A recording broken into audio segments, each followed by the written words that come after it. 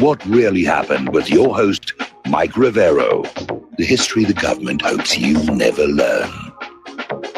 Here is your host, Michael Rivero. And aloha, America. Welcome to our show today. It's Thursday, August 16th, 2018. Sure happy it's Thursday. Sure happy it's Thursday. Sure happy it's Thursday.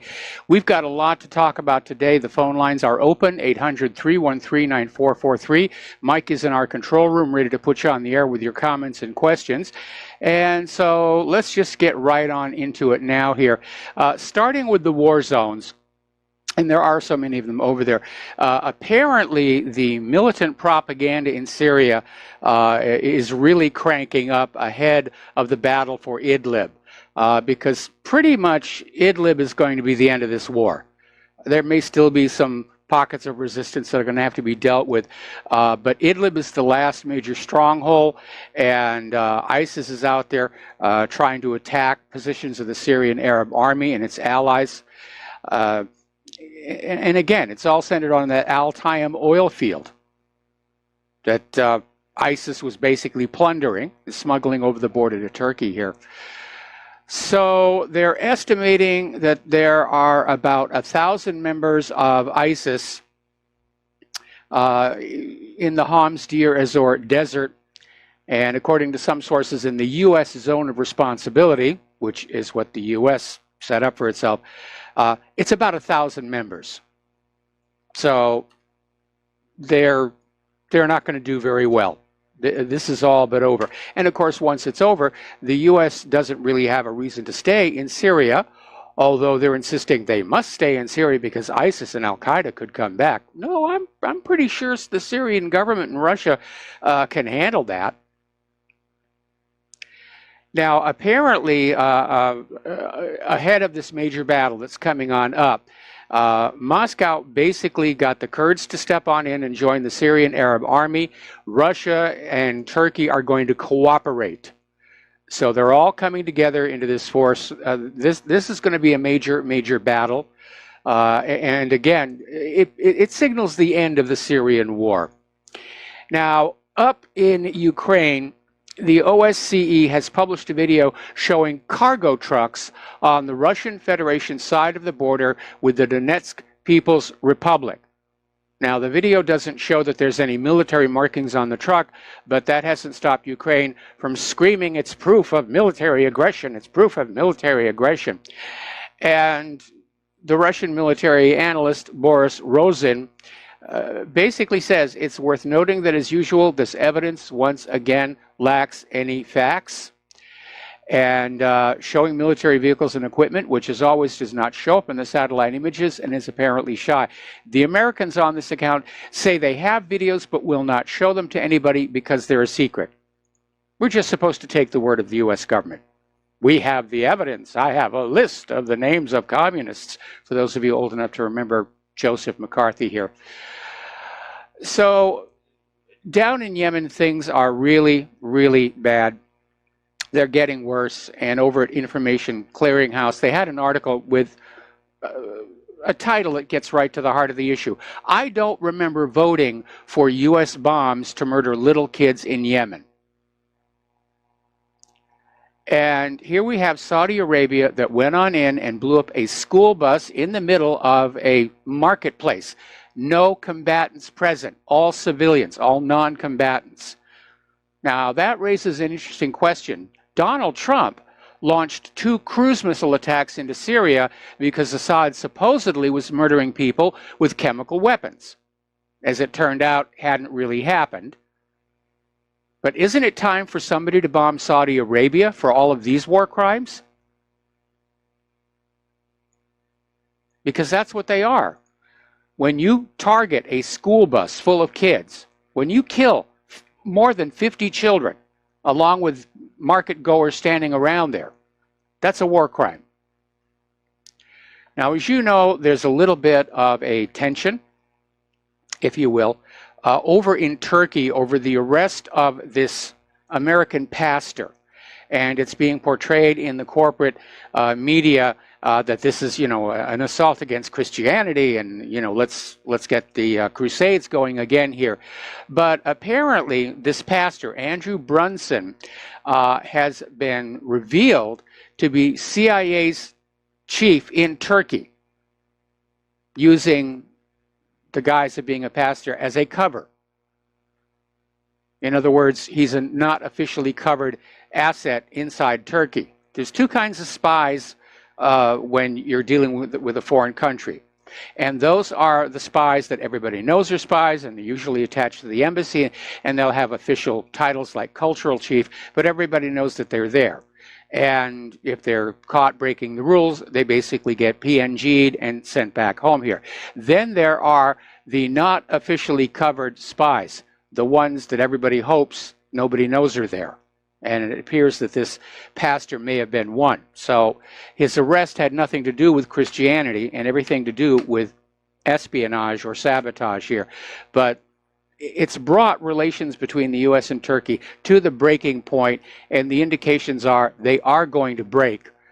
Turkey is clearly pivoting away from the United States. And one indicator of that is that Russia is getting ready to open a Black Sea ferry line reaching from Crimea to Turkey.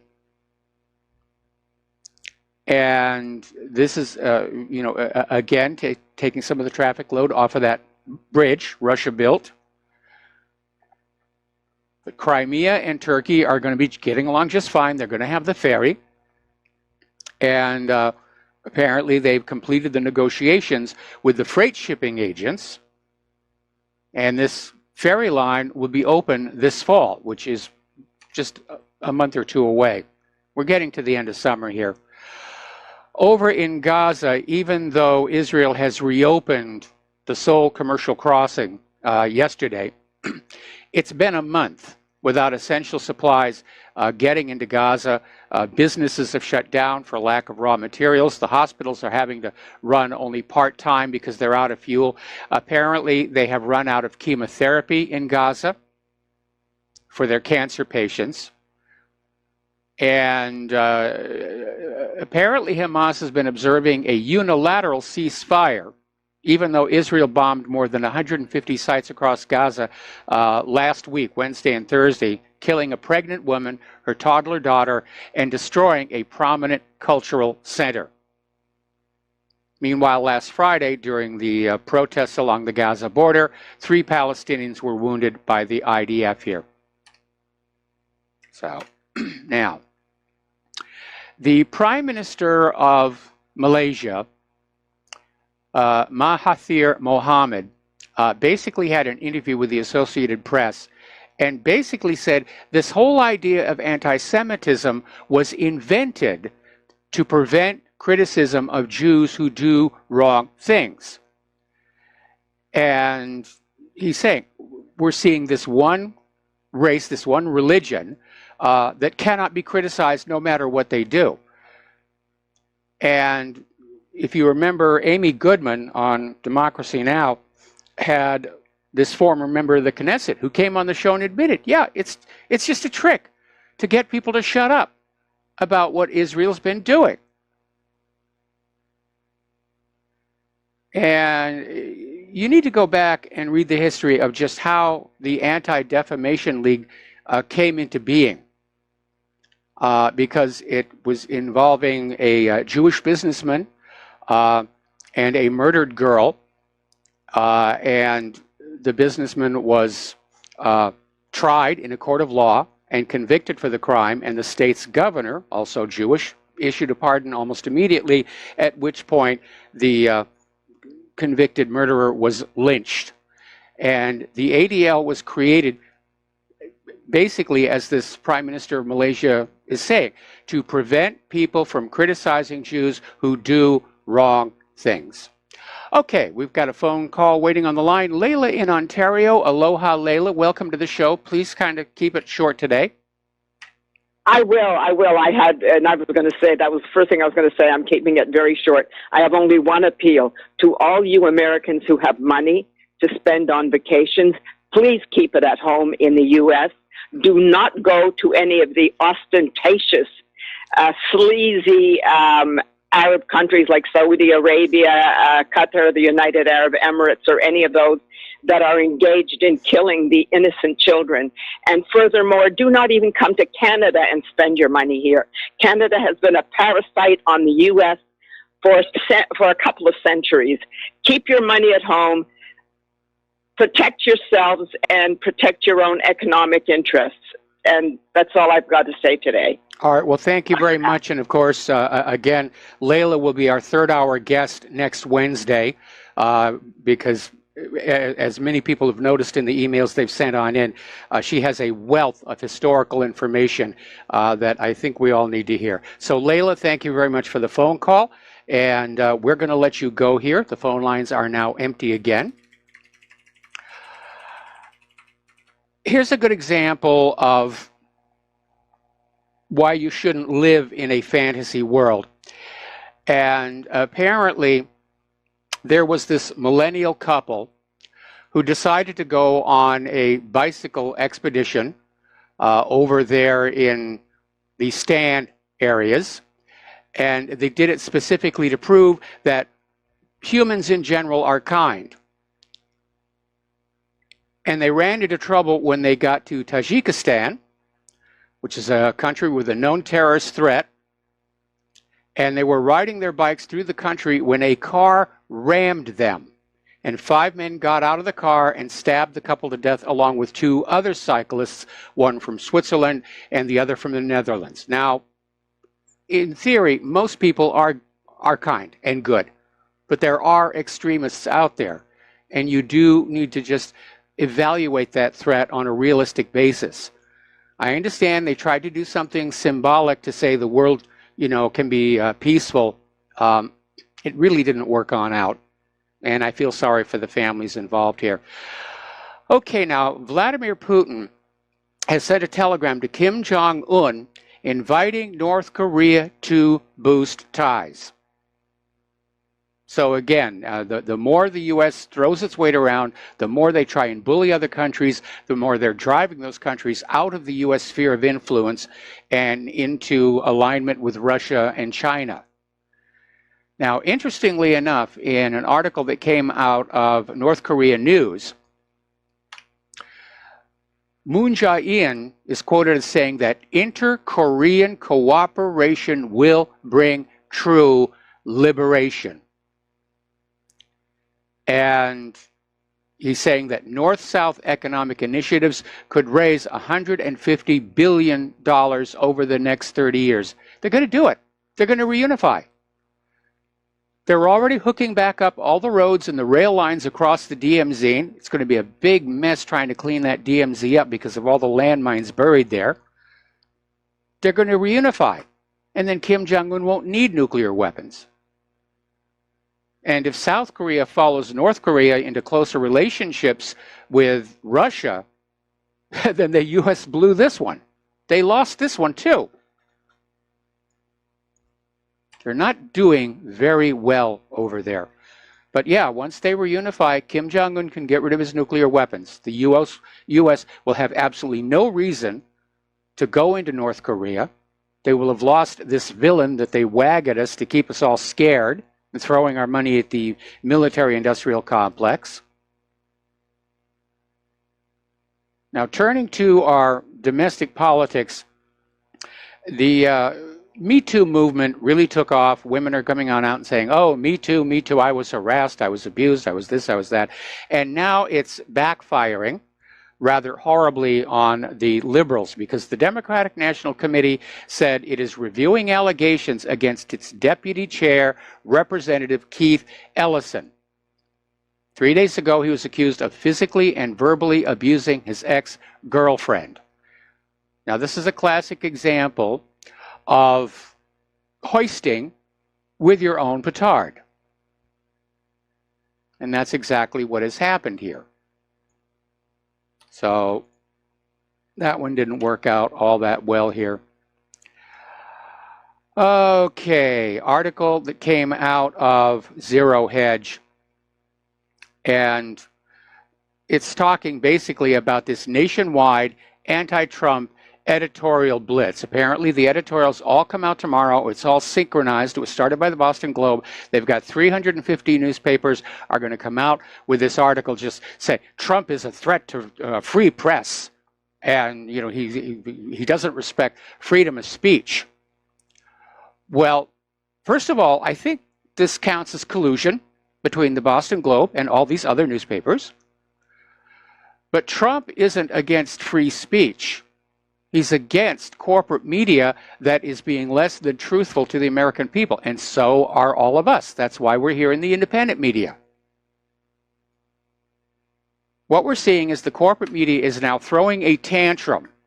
They finally realize they can't control what Americans are thinking, and they're out there screaming their vitriol at Donald Trump. They've launched a major war against the independent media because we make them look bad. We keep putting out the truth to undermine their lies, and lying is what they're paid to do. So, anyway. Now, as you know, over at the Mueller, I guess we can still call it an investigation,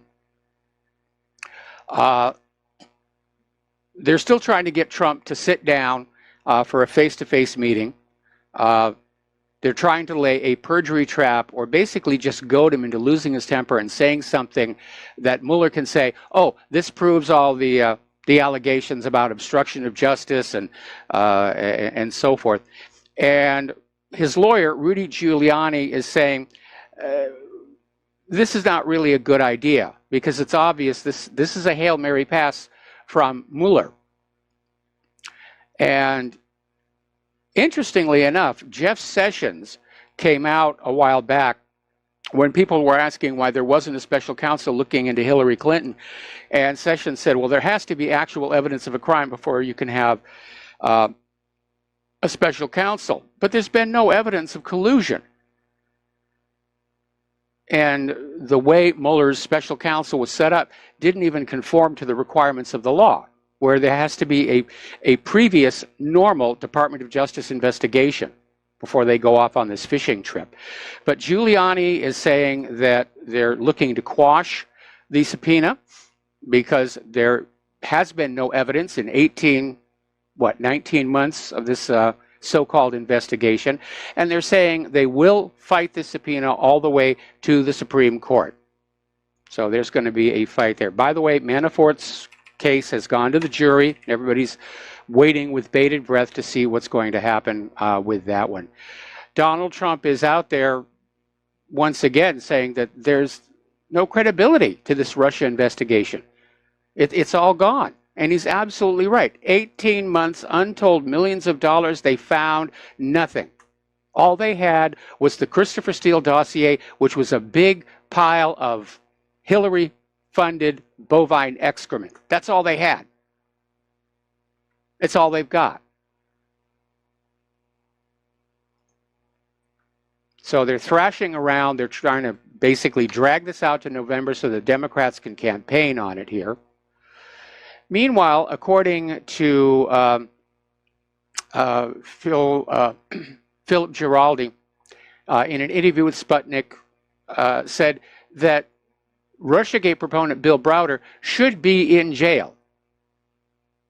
He definitely committed financial crimes in Russia. Russia does want to talk to him about that.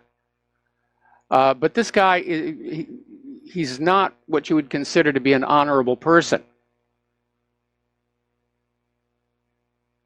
And Browder established this Hermitage Capital Management and basically apparently scammed a $230 million rebate from the Russian state treasury, for which his company was raided by Russian officials. Okay, now Brennan is out there again screaming about his revoked security clearance and saying it's an attack on free speech. Well, Mr. Brennan, as I understand a security clearance, anything covered by that security clearance is not supposed to be talked about freely anyway. More when we come back from these words from our sponsors.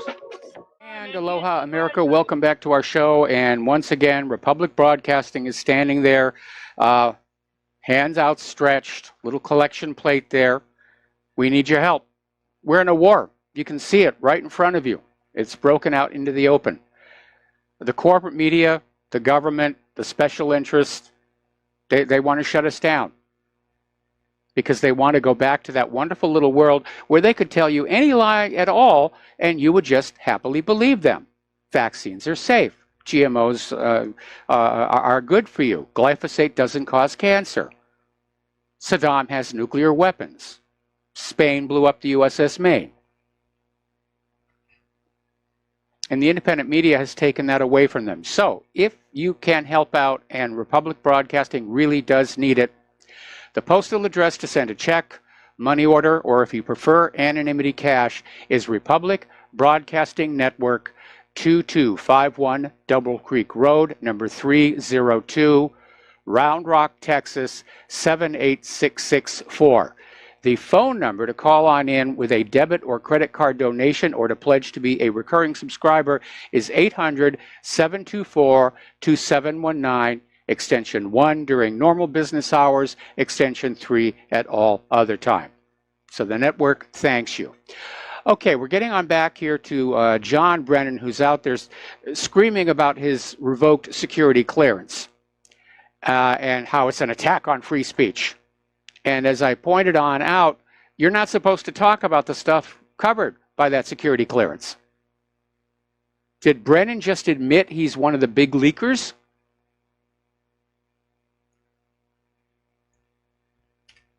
Now, I'm sure if Brennan gets hired back into some government position, his security clearance can be reactivated. But this is just another way to scream and cry about Donald Trump here.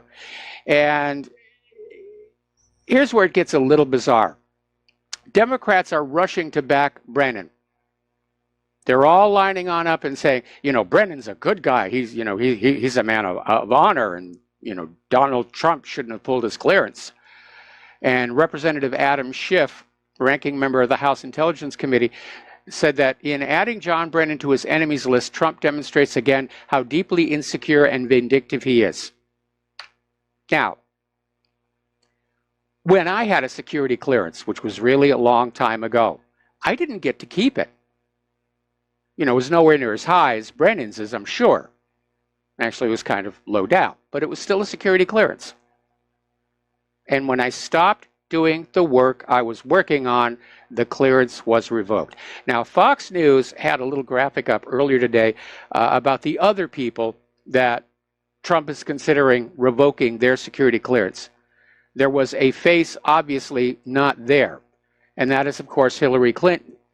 And I would like to know, does she actually still have her security clearance, especially after James Comey admitted on TV she's very careless with classified information, if not being treasonous?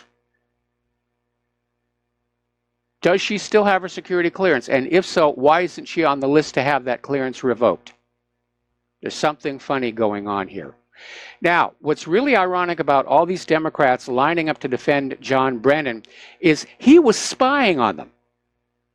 They should be very angry with him because apparently Brennan was leading the investigation for leaks from the Obama administration. And now these people that Brennan was clearly spying on, now they're standing by him and say, oh yes, Trump is bad, Brennan's good. So a war of words is continuing. And according to Ray McGovern, in an interview over at Consortium News, he's saying there may be more trouble for John Brennan, that he may be facing some legal problems because of things that he has done.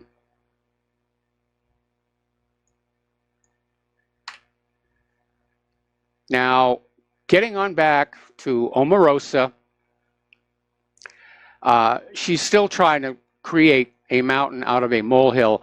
And MSNBC, she was on MSNBC, and this time she had another recording. This one was Lara Trump, the wife of Eric Trump. And apparently after Omarosa was fired from the White House, Lara Trump offered her a job, which was a very, very nice thing to do. And Omarosa came on in with her recording of Lara Trump offering her the job and played it like it was a new bombshell. And it was a dud. Even the people on MSNBC said it was a dud. Now, I have a question. Who else did Omarosa record?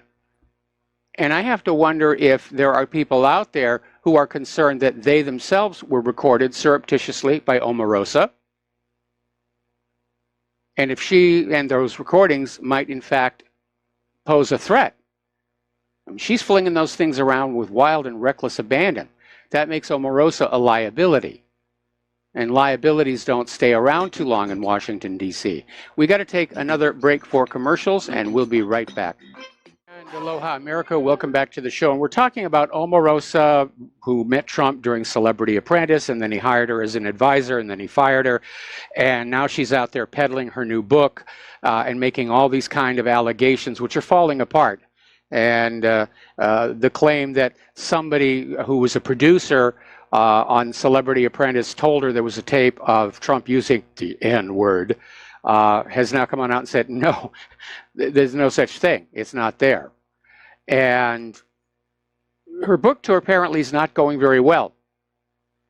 She has just rubbed everybody the wrong way. Now, Omarosa could be in trouble. In Washington, D.C., it operates under what's called the one-party consent law for wiretapping. Every state is different, so you need to be aware of the rules. Basically, it is legal to record a conversation as long as one party knows it's being recorded, which in this case would be Omarosa. So she's not going to be prosecuted for breaking the wiretapping law. But it is known that some of the recordings she did make were inside the White House Situation Room, which is a no devices area. So there might actually be an espionage, a Title 18 violation right there. Okay, we're going to take a phone call. Steve Elkins, aloha. Welcome to the show. What's on your mind? Well, to add to things that she can't explain when she's trying to paint Donald Trump as a racist, I just found out yesterday that I guess Donald Trump had dated for a while a model by the name of Kara Young. Okay. And she's a very light-skinned black, and the relationship was a good relationship. But at the same time, he was also dating Melania and had decided to go that direction. So it's kind of hard to paint that picture of somebody being a racist and hating black people when you're actually dating one. Yeah, and here's what's really interesting, and maybe this is the reason Omarosa is doing what she's doing. Apparently, the latest polls are showing that Trump's approval with black voters is on its way up. It's hit 36%. And I think with Hispanics, it's approaching 30%. These are demographic groups that the Democrats are counting on to take the House in November. You know, Michael, we don't see it too much these days. I know back in the 70s and 80s, we saw defamation of character lawsuits out there. When you said something, you had to have some kind of evidence to back up what you say. You just can't say things that to defame somebody. And I actually tell you the truth, I'd like to see a big push for more defamation of character lawsuits, because it seems to be something that's not pushed any further these days. And you can say whatever you want. You can harm somebody's reputation, and you walk away scot-free.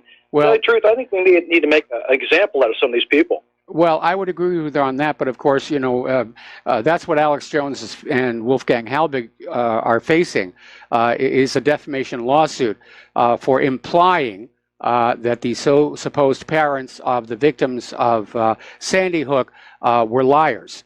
And, of course, if you remember that one video of the guy who was supposed to be the father who just lost his child, and he walks out of the building, and he's laughing and smiling and joking, and then you can see him just go through that actor's exercise to work his way on down to where he's looking shocked and traumatized. And maybe the reason Alex Jones is being targeted specifically, not solely, but specifically, is the prosecution's lawyers are getting a sense the jury is not buying the government's case here. And if the jury comes back and acquits Alex Jones and Wolfgang Halbig, it's going to be a big, huge story, and the government's not going to want that to get out. We'll get it out there. We'll get it out there if that's what happens. Yeah, exactly. I think the day in court could be a good thing for us, and that the truth comes out, and show these facts. You're right. Show that video to show is this normal behavior for somebody who supposedly lost their child? It's not. No. And crisis actors that were in the and the exercise actors, sign in here, and that the school was actually shut down years earlier for asbestos and other things. And I talked to another person, Paul Preston, and he said, as he works in the school system, he said he found absolutely no records whatsoever for maintenance orders for that school. Now, I don't know about you. Kids tear up a lot of things. There's always maintenance orders, things that have to be fixed in a school. Yes. Zero maintenance orders, which proves the fact that that school was a non-functioning school. That school was closed. Yes, it was.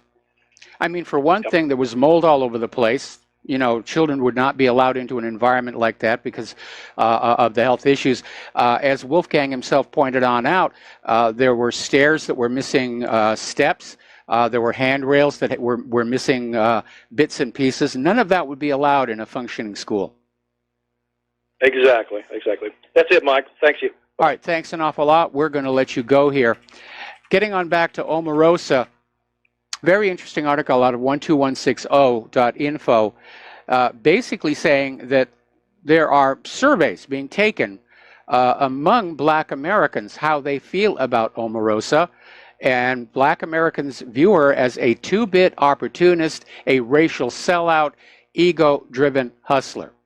So she's not doing very well out there, and like I said earlier, it doesn't look like her book tour is working out. Nobody's buying her book. I certainly have no intentions to buy it myself. Okay, well, looks like we have another caller on the line. Jim in Chicago, aloha. Welcome to the show. What's on your mind? Michael? Yes, you're on the air. Hello? You're on the air. Okay. With all these sexual scandals in the Catholic Church, don't you think it's about time that the federal government has some hearings on Capitol Hill and maybe even take away the Catholic Church, 501(c)(3)? 501(c)(3). There's a problem, though, and that is the fact that we have that First Amendment. And I'm sure the Catholic lawyers would come back and say, you're picking specifically on us, and that's unconstitutional. So what would have to happen is for Congress to basically pass a law that says all churches of all denominations and all faiths, blah, blah, blah, blah, blah. But the issue is there are, in fact, laws already on the books. They are simply not being enforced. And that is really the scary part. Now, this one coming out of Pennsylvania, this is just horrific, where we're talking about more than 300 predator priests. And this was this huge grand jury investigation. They've identified more than 1,000 victims. And some of the things these priests were doing, they would make the child gratify them orally and then tell them to rinse their mouths out with holy water. They made one boy pose naked like Jesus. And this is pretty depraved stuff. And the real problem, of course, is the Catholic Church covered it all up, as they always have. And by the way, this story is getting a lot more coverage in the foreign press than in the American corporate media here. Local affiliate Fox 5 interviewed Cardinal Donald Wuerl, who's the Archbishop of Washington, and basically says he's not going to resign. And apparently Wuerl himself is accused of part of the cover-up. And not only that, though, you have not heard a word from the Vatican or the Pope. Well, actually, the Vatican just issued a statement. It was just on Fox News. I don't know what they said because I was doing the show here, but apparently the Vatican has come out with something. But this clergy sexual abuse has been epidemic for a huge, huge time. And nobody knows when it started. But even people within the Catholic Church are starting to come on out because down in Tampa, Florida, at the Epiphany of Our Lord Catholic Church, there's a Latin Mass priest, Father Edwin Palca, who has actually started writing articles in the parish bulletin saying this is a problem. And it really has to stop. Now, he's trying to lay it all off as a symptom of the flood of gay men into the priesthood, and it may be linked. We don't really know because there's no hard information as to what's really going on. But it has been going on. I mean, if you remember that movie, The Spotlight, there was that documentary about priests who were sexually abusing deaf boys. Boys who were born unable to speak and unable to hear, and they used sign language because nobody could understand the sign language when the boys were out there trying to complain here. And so it was a huge mess. Now, interestingly enough, up in Canada, they just took down the statue of their first prime minister because of his links to establishing the residential schools in Canada, where a lot of kids were abused and killed. Then we have what was going on over in Great Britain and Ireland with all those church-run orphanages who were literally selling kids to wealthy Americans to adopt. It's horrible. How do you say that this church or that church or any church represents the supreme moral authority on earth or represents God's supreme moral authority on earth when they're doing stuff like this? And again, it's not just the Catholics. It's a big problem with the Catholics. But we had a story on whatreallyhappened.com today about a rabbi who's come forward and said, yeah, it's a problem here as well. Michael, then answer this question. Do you think these politicians are also complicit or involved in the situation as well? I don't know. If you go back and you watch the movie Spotlight, which is based on a true story, it was basically just this idea that all these people had been raised religious, and part of that religious upbringing was you never questioned the nuns, you never questioned the priests, and there was just this huge reluctance to break this story open. Most people just couldn't believe it was going on. And that's what made the Spotlight's breaking of the story so important. But now people understand, yeah, this is a reality. You know, even going back before the Spotlight, you had the Franklin Chronicles, which talked about things like this. Yeah, the Franklin scandal wasn't as closely embedded in the church. Yes, it involved the Boys Town orphanage, but that one was more on the civilian, if you will, side, and did involve children being trafficked, apparently all the way up to the Bush White House. And there was a documentary made about it. It was scheduled to air on TV, and a bunch of Congress critters called up the channel that was going to air it and said, if you air that, we will write laws that make it impossible for you to stay in business. So the documentary was pulled, and an unknown party bought up the entire production run of VHS copies of that documentary, and of course they vanished. Fortunately, there was an editing work tape that survived, and you can still find it out there on YouTube, that talks about just horrific this scandal was. And it does seem like there's a lot of very sick people out there. And I understand that molesting a child isn't really about the sex, it's about the power statement or the thrill of getting away with something that most society finds to be absolutely repugnant. But still, it's wrong. And do you remember? Sorry? I was going to say, wasn't it like 8 years ago at Penn State they had the big scandal? I don't recall from Penn State. Next commercial break, I'll take a look. Okay. Yeah, because I recall that it was like 8 years ago with Skandusky and the head of the football. Yeah, but he was molesting somewhat older students, which doesn't excuse what he did.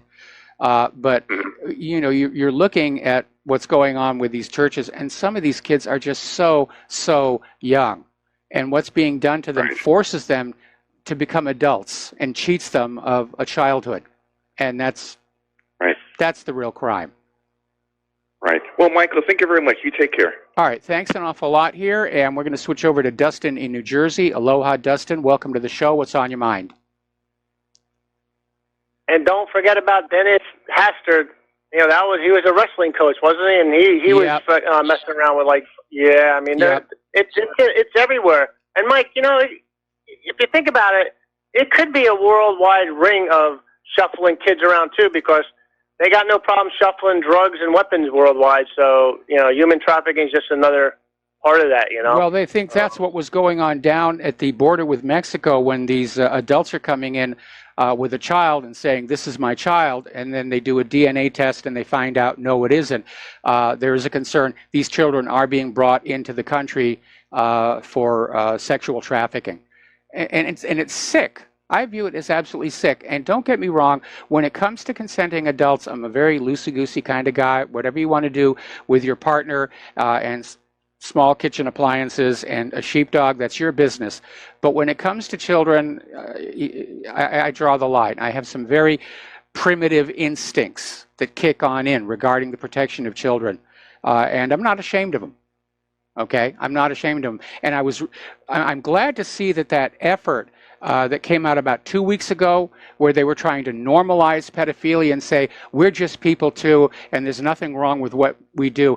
They've gone away, so apparently they got the message that, no, America is not ready to accept what they do.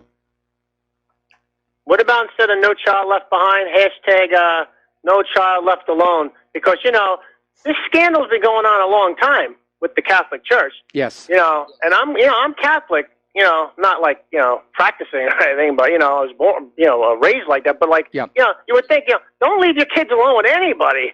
You know, I mean, you know, with kindergarten, you can't even trust, you know.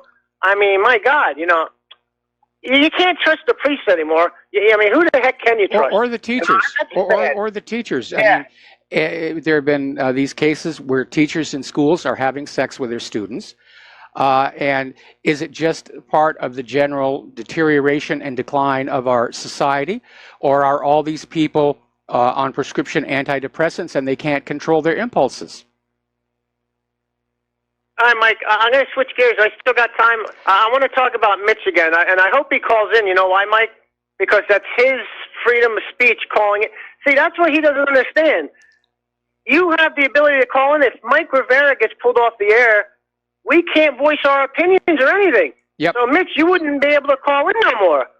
You know what I mean? So, how are you going to let people know what you stand for if you can't call in because Mike Rivera is taken off the air? And like Mike, you said, and, you know, John Elkin, you know, we all know this is not about Alex Jones because look at what they did to Ron Paul's, the director.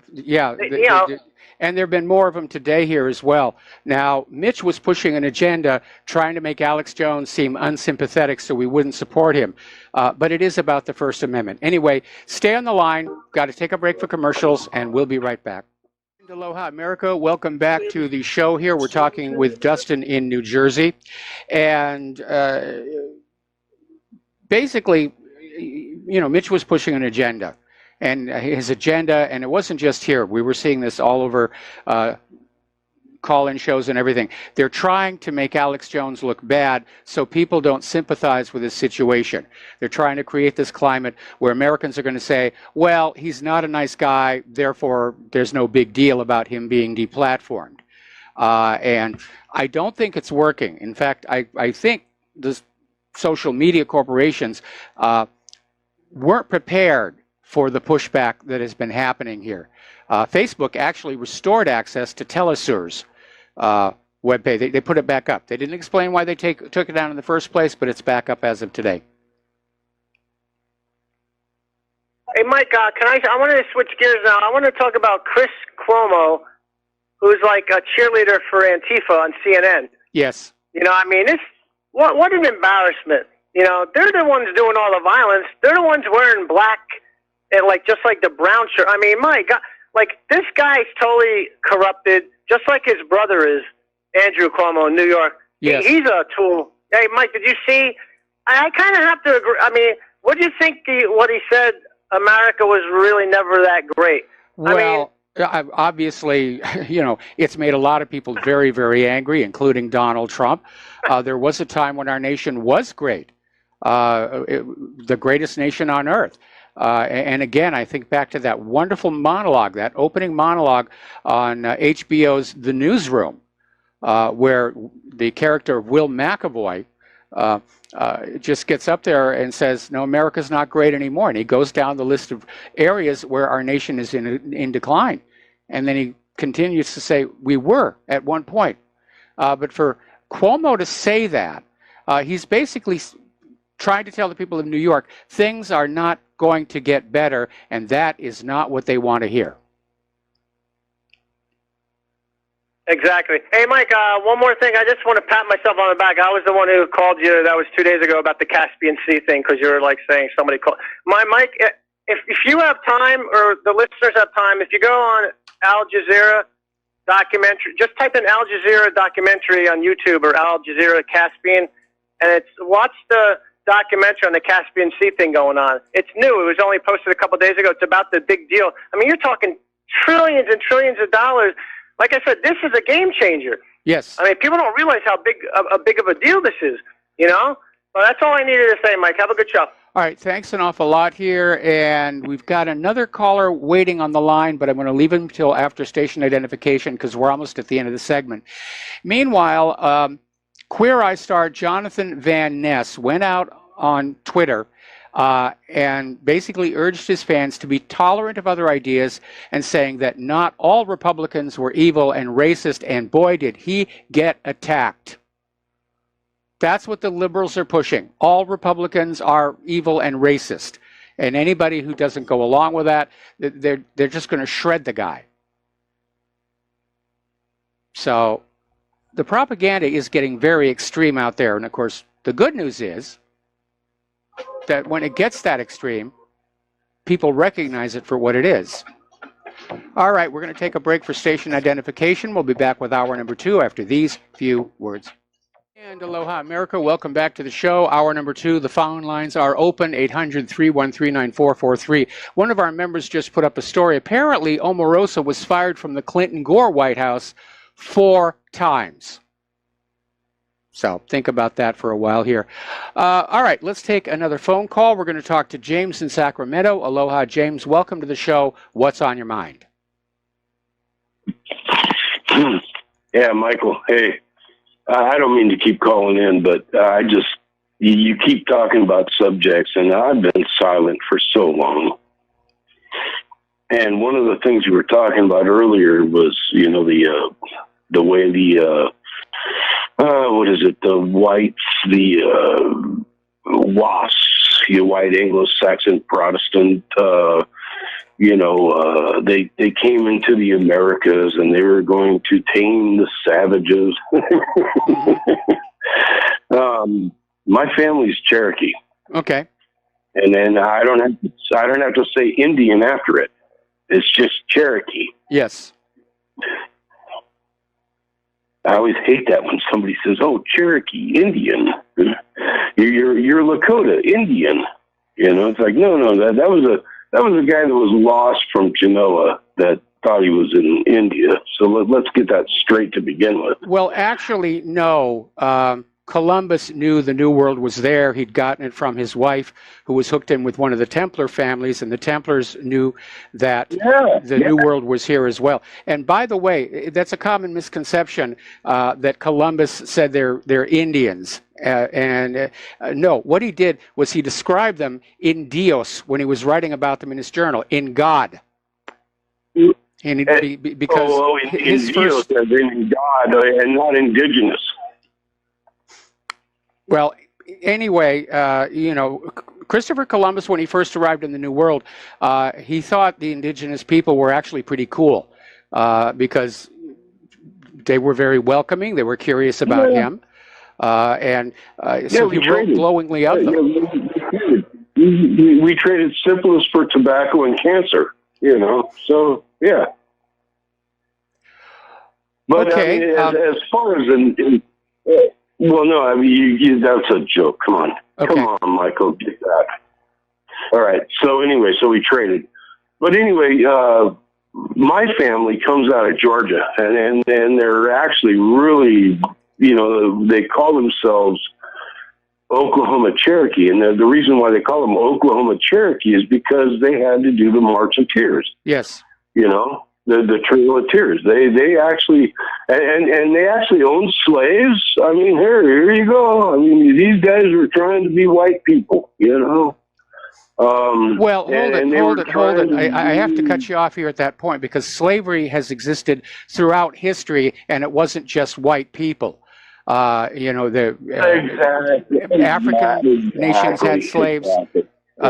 China had slavery. No, the Native Americans had slaves from the different tribes they would overrun. Yes. Yeah. Okay. But you know, what is the point you're trying to make? You know what's funny is that, well, my point is that I'm trying to make is that the Cherokee were really trying to integrate with the white people on the eastern coast. Yes. And then Thomas Jefferson came in and he said, you know, after all the stuff he said, you know, like a typical politician,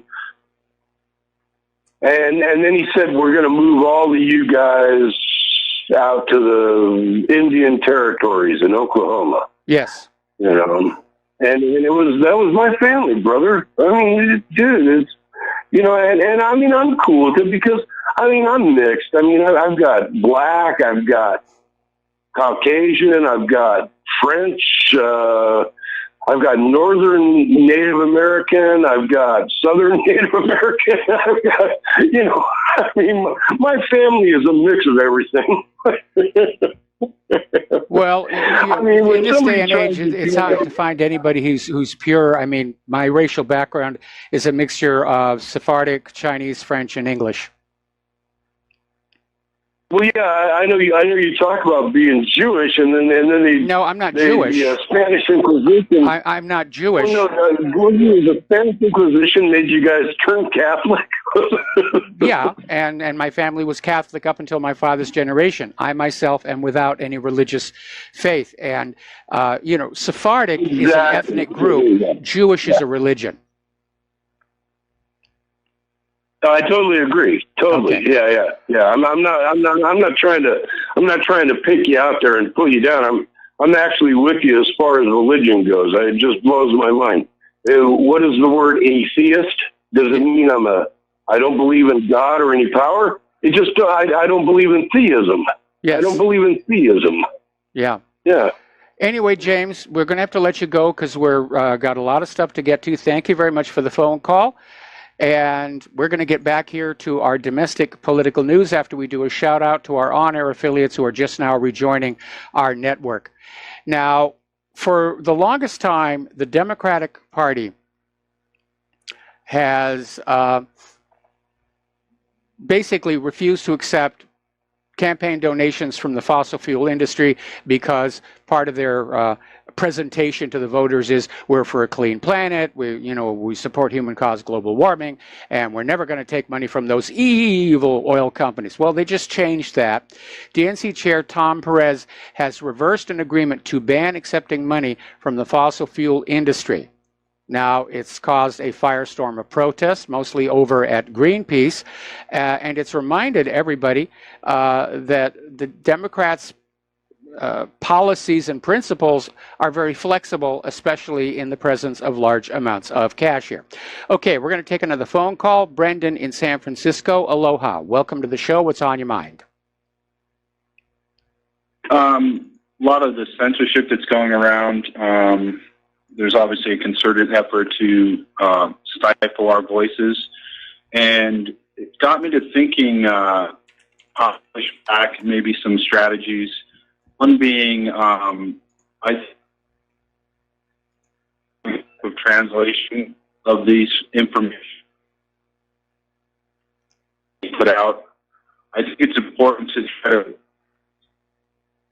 Okay, for some reason, your connection to me keeps cutting out. Can you try speaking just a little bit louder? Okay, I had you on speaker. Oh, okay, that'll do it. I think that a lot of the alternative media, or whatever you want to call it, truth media, how's that? I think we need to start broadcasting in Spanish and Arabic and try to get our voice out even further, because what's happening, the division that's being created, it's actually working, and you can see this Trump derangement syndrome. I live in San Francisco. I see it every day, and it is a cult-like event. Now,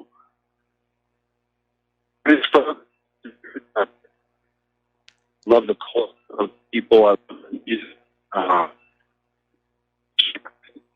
especially Christians, because I do believe the lines are being drawn, and that it's going to come to events. And Spanish folks should allies, and Muslims and even Jews that are awake. We need these folks to start speaking out in supporting the truth, and that's what it's coming down to: lies and truths. Yes. And they have the power. They have, and I recommend this site called No More News, because he's very critical of Israel and their whole Dome of Rock and blow whatever. Okay, Brendan, I'm sorry. We're going to let you go because for some reason your call is breaking up, and it's very hard to understand you. So there's some issue with the phone lines somewhere. All right, so I'll try back. So we're going to let you go. Thank you very much for the phone call. Getting on back to the news. Let's talk about the economy for a while. As you know, the tariff war with China is continuing. Starting on the 23rd of this month, an additional $16 billion of exports from China to the U.S. will be subject to a 25% tariff. China has signaled that they would impose an equivalent amount of tariffs on U.S. imports. And China and the U.S. are apparently quite far apart, and China is looking for alternative strategies to force a resolution of the deteriorating trade situation. Now, China has announced they're sending a delegation to the U.S. to discuss trade, and that resulted in the yuan taking a major jump upward. Now, the question is, are they going to talk about ending the tariff war? If Trump is going to do his, you do what we want first and then we'll do for you, that's never going to play. That will never play in Beijing. But again, it's causing a lot of damage to our economies. It's hitting us all at the supermarket and the gas station. We had that caller on the phone the other day talking about how the price of beer in aluminum cans has gone up because of the tariffs. Over in Turkey, getting on back to the hostilities that are kicking up between the U.S. and Turkey, the Qatari emir is basically vowing a $15 billion investment in Turkey following a meeting with Erdogan. And this signals that multipolarity has arrived in the Middle East. It's no longer unipolar under the control of the United States. U.S. influence in the region is clearly in decline. And along that same line, we have the story out of Mint Press News on how more nations are ditching the dollar and switching to their national currencies to settle bilateral trade deals. Now, right now, because we're not a manufacturing powerhouse like we used to be, and especially because other countries don't want our GMO crops, forcing other nations to use the U.S. dollar and charging interest on that is pretty much the only thing still holding our economy together. And at some point, we're going to see all these nations, they're all going to bail on the dollar at the same time. And that will be a bad thing here. Zero Hedge article, U.S. sanctions foster emergence of multipolar world. And Russia, Iran, China, and now Turkey are in the same boat. They're all the target of U.S. sanctions. They're refusing to bow under the pressure, and they're basically moving closer together and doing business with each other. All these sanctions and tariffs are doing is isolating the United States politically and economically from the rest of the world. Okay, let's take a few more phone calls. Francis in North Carolina. Aloha, Francis. Welcome to the show. What's on your mind? Aloha. Hello to you both. Thank you. The James that you just had a moment ago, was he from Georgia? You know, I've already scrolled that off the top of the screen. Let me see if I can get that back here real quick. James. Well, regardless of that. Yeah. Okay, regardless of that. Well, He was in Sacramento. James. Oh, Sacramento. Okay. Well, to James in Sacramento, I have this to say. Sio Sagili Asta to hear from you. Denada Gohi. And that's pretty much it. Okay. So, if he speaks Cherokee, which I presume he does, it might be the Western Band or it could be the Eastern Band, but if he speaks the Eastern Band, then he knows what was said. Okay, well, you know, I don't, and it's been years since I spoke Spanish, ever since I left Southern California, so I'm not capable of doing a Spanish broadcast like his suggestion was, and I've never spoken Arabic. I am trying to learn a little Russian and Chinese, just in case we get invaded. Anything else, Francis? Well, even if you learn a little bit of Russian or Chinese for that matter, can be not just because in the event of possibly being invaded, it can be just simply out of courtesy. Yes. To be able to speak such languages. And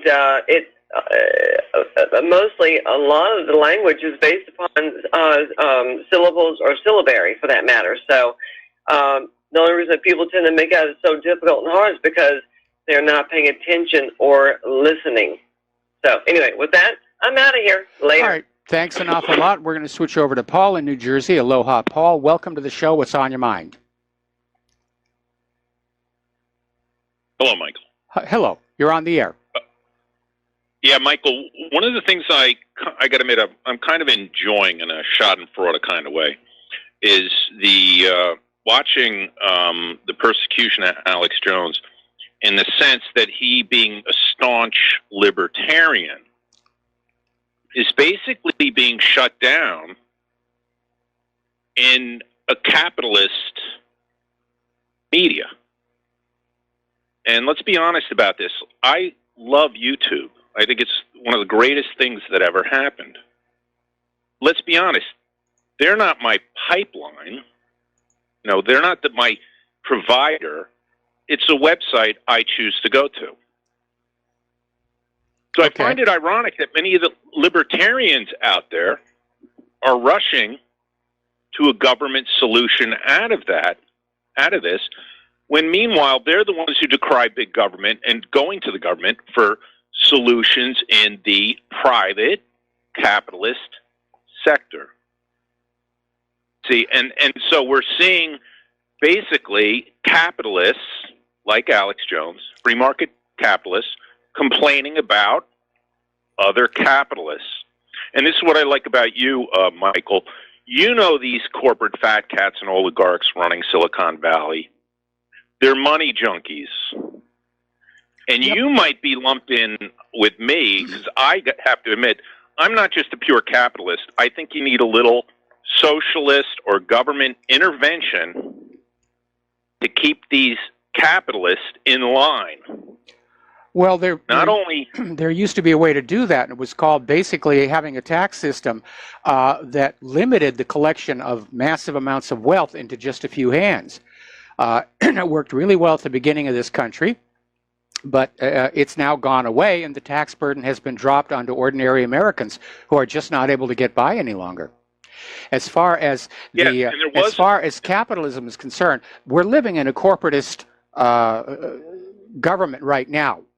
We've gone totally fascist, where corporations and government are aligned together. So corporate censorship of the independent media does represent state censorship of the independent media. True, but let's admit it too. Facebook has stock, so does Google. Yep. So to me, you don't get more capitalist than that when you have stock, right? And you have shareholders out there. Yeah.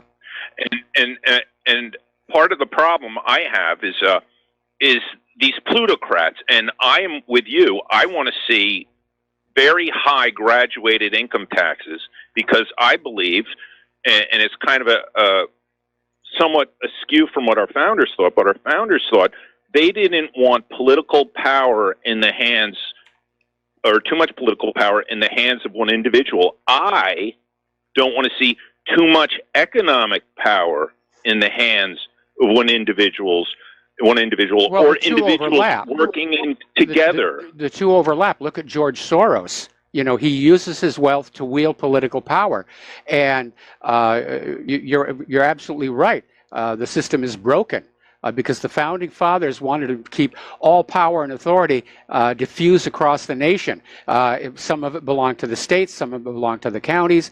The federal government was intentionally limited, and they definitely did not want the bankers accumulating enough wealth to where they could simply buy their way into power.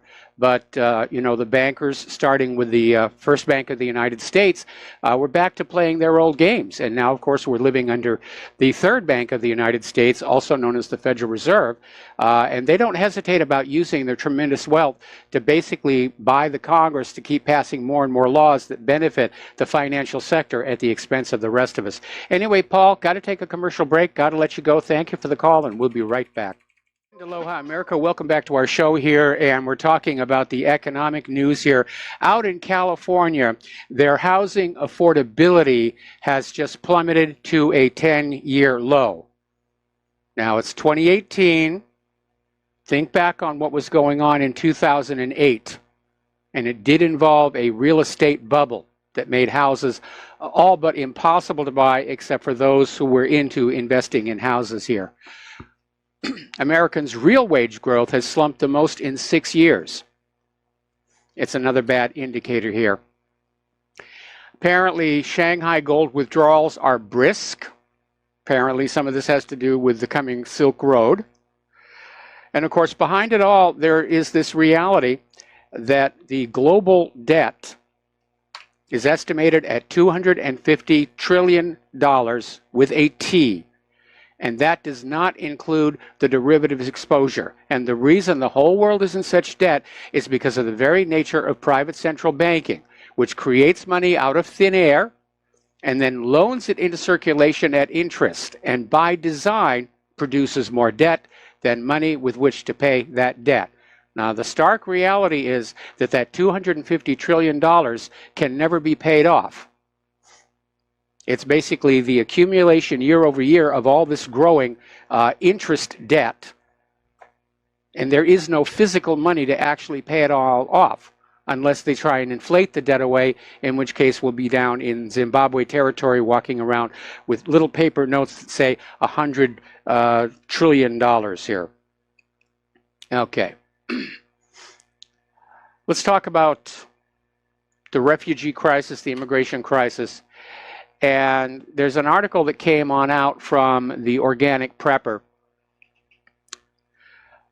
which is yet another reminder. The politically correct Western media keeps covering up violent attacks by extremists.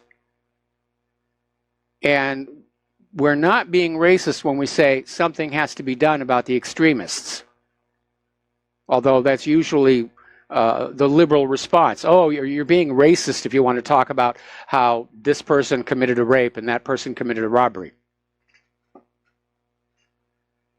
And corporate media in the US, Europe, Australia, Canada, they always try and report these stories with a pro-immigration bias. Because that's their job, to sell you the idea of a one world government where we're all blended together and nobody has a regional, cultural, historical identity. Now, down in Australia, one of their members of Parliament, Senator Fraser Anning, basically came on out and said that Muslim Australians are not integrating into the society. They've brought in with them a threat of terrorism, and they do not work, and they live on welfare. And we're seeing that happening up in Europe as well. over in New Zealand, they just passed a law that bans overseas buyers from purchasing existing homes in New Zealand. And basically it said would stop New Zealanders being outbid by wealthy foreign buyers, which would turn the New Zealanders into simply being tenants on their own land. Now, up in Germany, the leader of their left party, Sarah Wagenknecht, has launched a new political movement called Stand Up. Now, interestingly enough, Sarah is left-wing and she's pro-immigration on principle, but the new Aufstehen movement, basically says there has to be a limit. We're all pro-immigration, but there has to be a limit because just unlimited access to the German labor market by all these refugees is unsustainable and cannot continue. So even pro-immigration people, and what they're talking about in Germany is what we used to have in this country. Immigrants are welcome, but there are limits and there are rules. And you get to come on in, you get to fill out the paperwork, you get to be a citizen. This whole open borders idea is nonsense. No nation in history has ever had totally open borders since borders were invented. It's all coming out of this globalist agenda to blur us all together so we have no idea who we really are, to make it easy to control us here. Now, here's an interesting story. You remember that terror attack that took place in London? Was carried out by a Sudanese pretending to be a refugee who applied for refugee status, claiming that he left Sudan in fear of his life and that he couldn't go back without being killed. It turned out he had a visa to go back to Sudan on holiday. It was just a big joke. And then, of course, he went on off with that car, killed a bunch of people. Now, Sadiq Khan is actually calling for a ban on cars to prevent future terror attacks. I don't think that one's going to fly very much. We got to take a break for commercials, and we'll be right back. And aloha, America. Welcome back to our show here.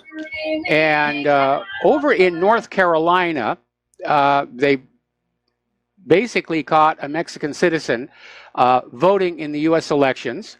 He illegally voted in the 2012 and 2016 elections. Roberto Hernandez Carrenta of Zebulon, 57 years old, was convicted on 2 counts of voting by an alien, and he got 4 months in prison. Well, it's a good start, but we know there's something like 3.5 million illegal immigrants in this country, and they're being courted by the Democratic Party. Now, Hernandez is a legal resident of the United States, but he's still a native of Mexico. He's not a U.S. citizen, and that makes it ineligible for him to cast ballots in U.S. elections.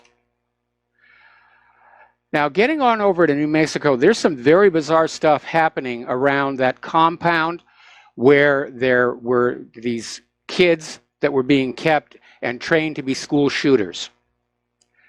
For one thing, the entire compound has now been destroyed by court order.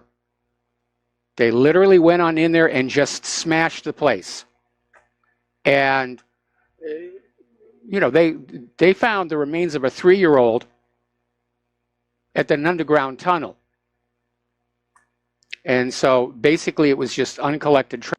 And it may mean there's never going to be a trial. Now, a lot of people are very upset over this New Mexico judge's decision to free the 5 suspects that were operating this heavily armed camp where prosecutors allege 11 malnourished children were being trained for jihad while on the FBI's radar. Just think about that. The FBI knew this was going on and did nothing. And despite finding the decomposing body of a 3-year-old boy, supposedly killed in a ritual ceremony by his father, who's the son of this famous imam in Washington, D.C. The judge, Sarah Backus, released the 5 Muslim extremists on a $20,000 signature bond, meaning they don't actually have to pay it, and admonished the prosecution for Islamophobia.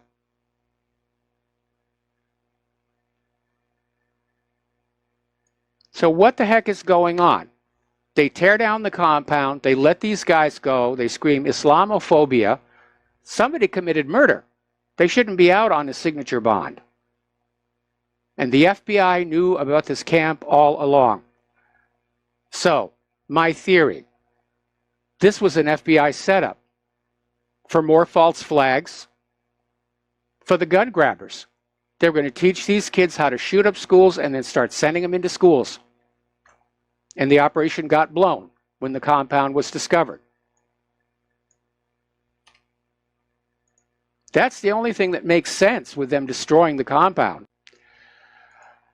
Now, over in the European Union, they're expressing concerns, suspicions, if you will, that British spies bugged the secret Brexit talks. Big scandal. I would not be surprised at all. Everybody bugs everybody. But apparently, the last time the EU officials were being spied on and questioned publicly was under the Obama administration in 2013. And this was exposed by Edward Snowden, saying, yes, the EU was being spied on.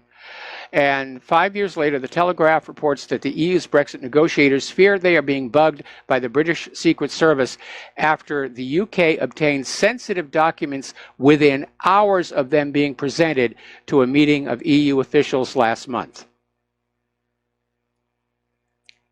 And like I said, I'm not surprised. This sort of thing does, in fact, happen. Everybody's spying on everybody. The government's spying on all of you.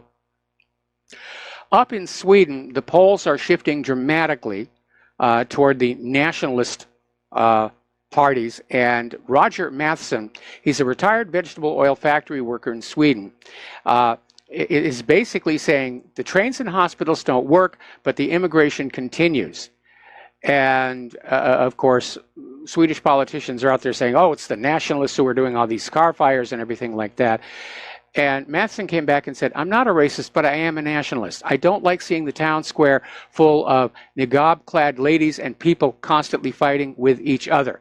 Now, Sweden is going to have elections in September, next month. And according to the polls, it could end a century of social democratic dominance and bring to power a little-known but hugely popular nationalist party, often dubbed far-right and right-wing populists, called Sweden Democrats. So again, we're seeing this pushback to all of this open border nonsense. According to a recent survey, 73% of the Swedish population thinks the country is going in the wrong direction. Oh, and by the way, if you're thinking about vacationing in Sweden, better take along some protection, because HIV has jumped by 372% thanks to cultural enrichment. Since the borders were opened on up, HIV is spreading all over the country. All right. This is a very, very sad story. And it's out in California again. And it involves a highway patrol, a chip, who's been arrested for apparently long-term sexual assault of a 12-year-old girl. And Michael Richard Jocelyn's 35 years old, and they basically arrested him. They fired him from the highway patrol, and there's a long, long list of charges against him. Well, the gun grabbers are back out there again. They are trying to do the march on the NRA. This took place back on August 4th in Fairfax, Virginia, just outside the NRA's headquarters. And what they're out there saying is, it's time to dismantle the Second Amendment and ban fully semi-automatic weapons.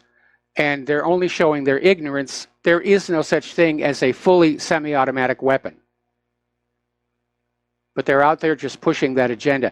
And one protester, whose first name was Amy, didn't get a last name, came on out there and told the National Rifle Association's camera crew she supported a full repeal of the Second Amendment and stated that she did not think civilians need guns at all. And another one of these gun grabbers declared that people shouldn't have the right to defend themselves and their families against home intruders.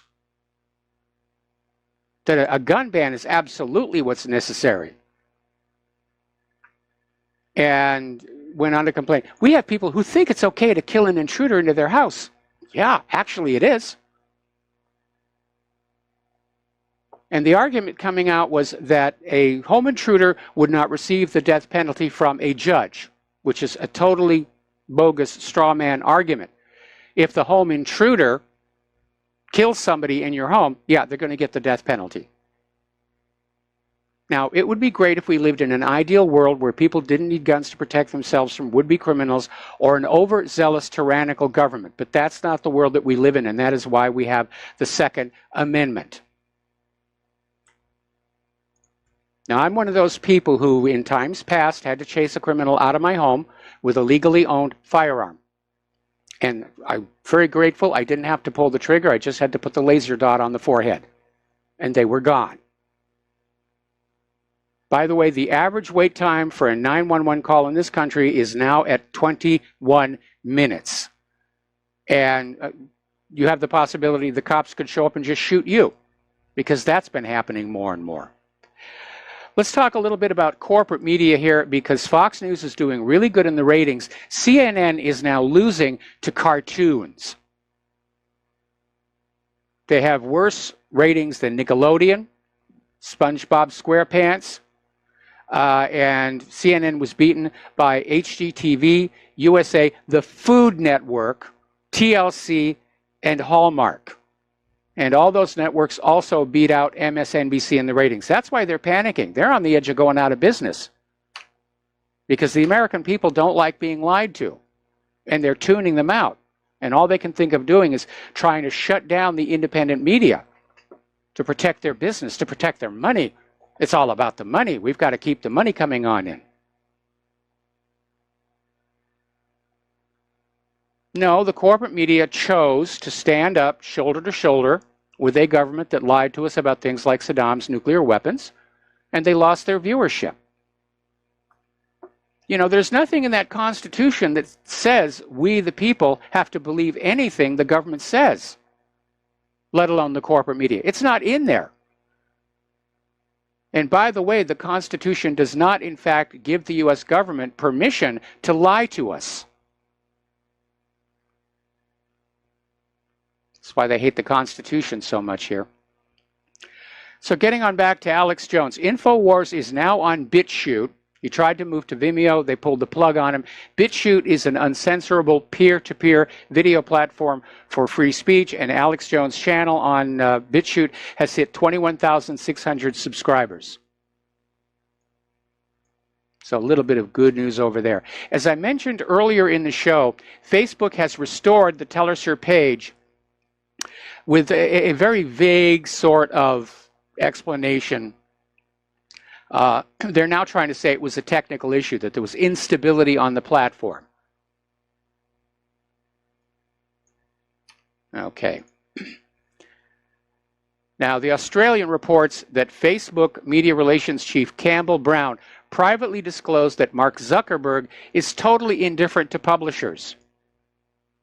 And Facebook's attitude toward the news media, the corporate media, is a simple choice. Work with Facebook or die. And apparently Zuckerberg was being quoted as saying that if corporate media does not work with Facebook, quote, I'll be holding your hands with your dying business like in a hospice, end quote. See, this is what I mean about too much money in too few hands causing too much of a problem. And the founding fathers tried to prevent that, and they succeeded for a while. But all governments eventually tend toward corruption, and we're there. We're there. The money power is trying to re-engineer the nation to their benefit, which means more money, because they're addicts. They're money junkies. Look how much money some of these billionaires have, like Zuckerberg and Soros, and yet they got to have more. I got to have more. I need a new thrill. I need another billion to come in today to feel good about myself. Over at Rolling Stone, Matt Taibbi has come out with an article saying that censorship does not end will, and asks a very poignant question. You know, why should we put Mark Zuckerberg in charge of everything that we see, read, and hear? And the answer, of course, is we shouldn't. We absolutely should not. Now, yesterday we reported on this story where the FCC had shut down Alex Jones' flagship radio station. That turned out to be fake news. The station in question was actually shut down last year over a completely unrelated situation. Apparently, they owed the FCC a bunch of fines that they weren't able to pay, and they lost their license. So that was a fake story out there.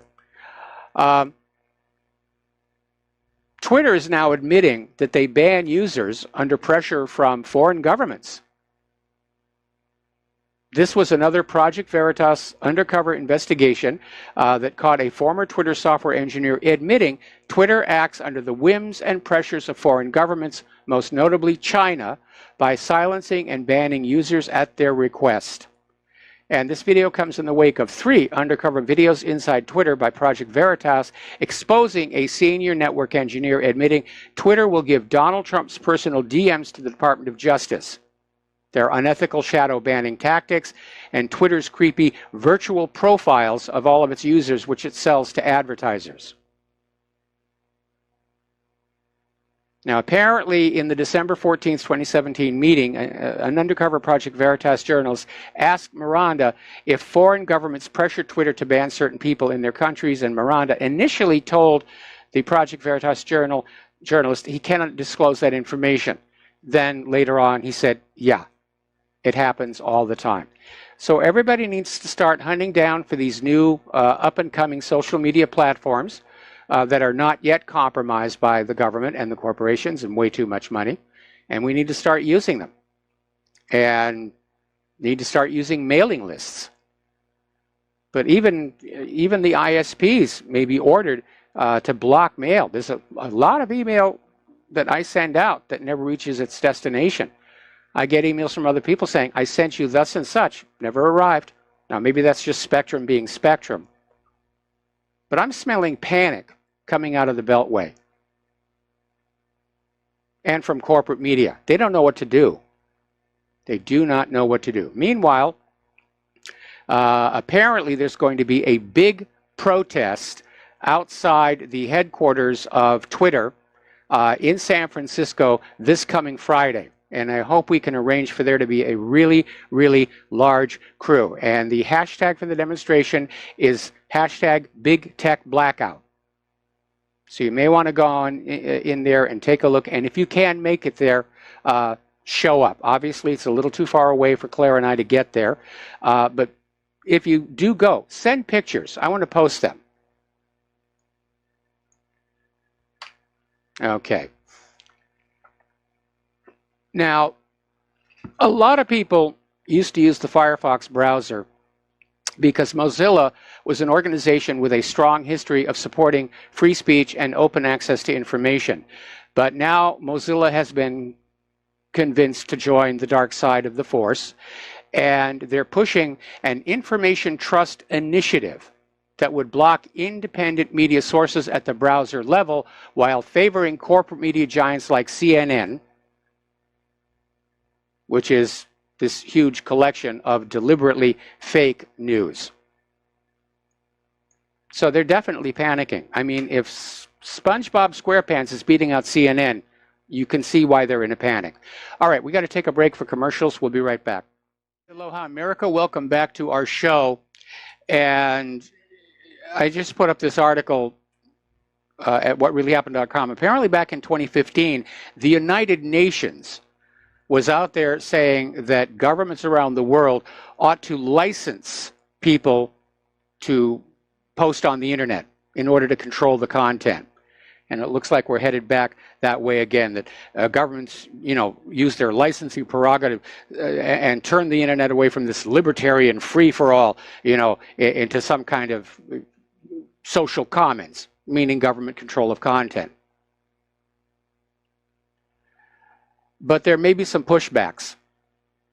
And people are starting to talk about what are the possible legal ramifications of what's going on with these tech giants. And one suggestion came on out that Alex Jones should sue the U.S. and the companies that censored him in the European Court of Human Rights in Strasbourg, France, and seek redress both against entities within the U.S. government which issued the illegal order or the transnational corporations that carried it out. And I hope Alex Jones goes for it, because we're in a serious situation here. The government and the corporate media are very angry that they can't lie to you anymore and be believed. They miss that. They want to go back to the good old days of the first Cold War, where they could scream commies at you and you'd wet yourself and fling your money and your children into whatever war was being desired. Those days are now gone. Now, some months ago, George Soros was out there saying social media was a menace to society. And now he appears to have changed his mind because he's investing in Facebook, Twitter, and streaming services Spotify and Pandora. So maybe it's George Soros who came on out and bought enough of an interest in these companies to say, I think you should be deplatforming all of these people.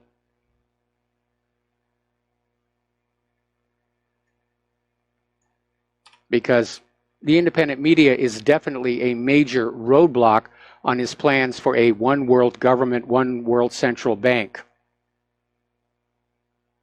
Meanwhile, over at CNN, you know, if you're not busy watching SpongeBob SquarePants, they're out there claiming that independent media is a terrorist network that should be criminalized and exterminated. I'm not kidding you. This did not come out of the Onion.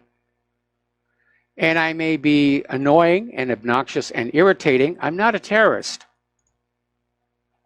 I don't advocate violence. I advocate reasonable discussion of the issues and our right to question what we are told by the government and the corporate media, because we have been lied to so many times. All right, we're going to take a break here for station identification. Back with hour number 3 after these few words. And aloha, America. Welcome back to the show, hour number 3. The phone lines are open, 800-313-9443. And over at WordPress, they're starting to basically shut down sites. They shut down Jay's Analysis.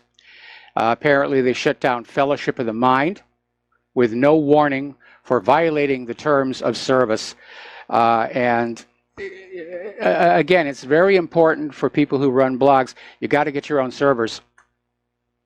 You got to get your own servers. If you're in the Microsoft Cloud or you're running a WordPress site, they can pull the plug with no warning, which is apparently already starting to happen.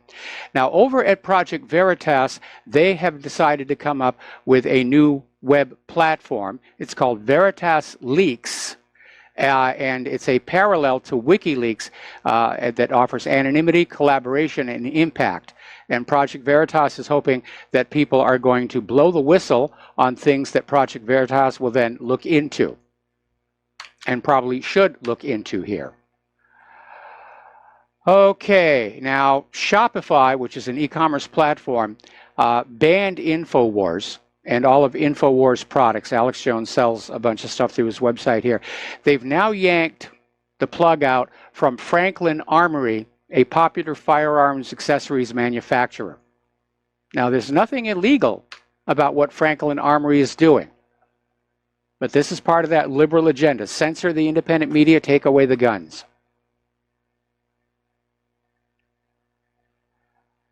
Okay. Over at Tesla, which is just having a really, really bad time, there's been a whistleblower who has released a list of the vehicle identification numbers of Model 3s known to have punctured battery modules. Apparently, there's some kind of an issue when the cars are being assembled. The battery module can be punctured. That is a bad thing. And Tesla's trying to make good on his promise for a high production rate, so stuff is getting through.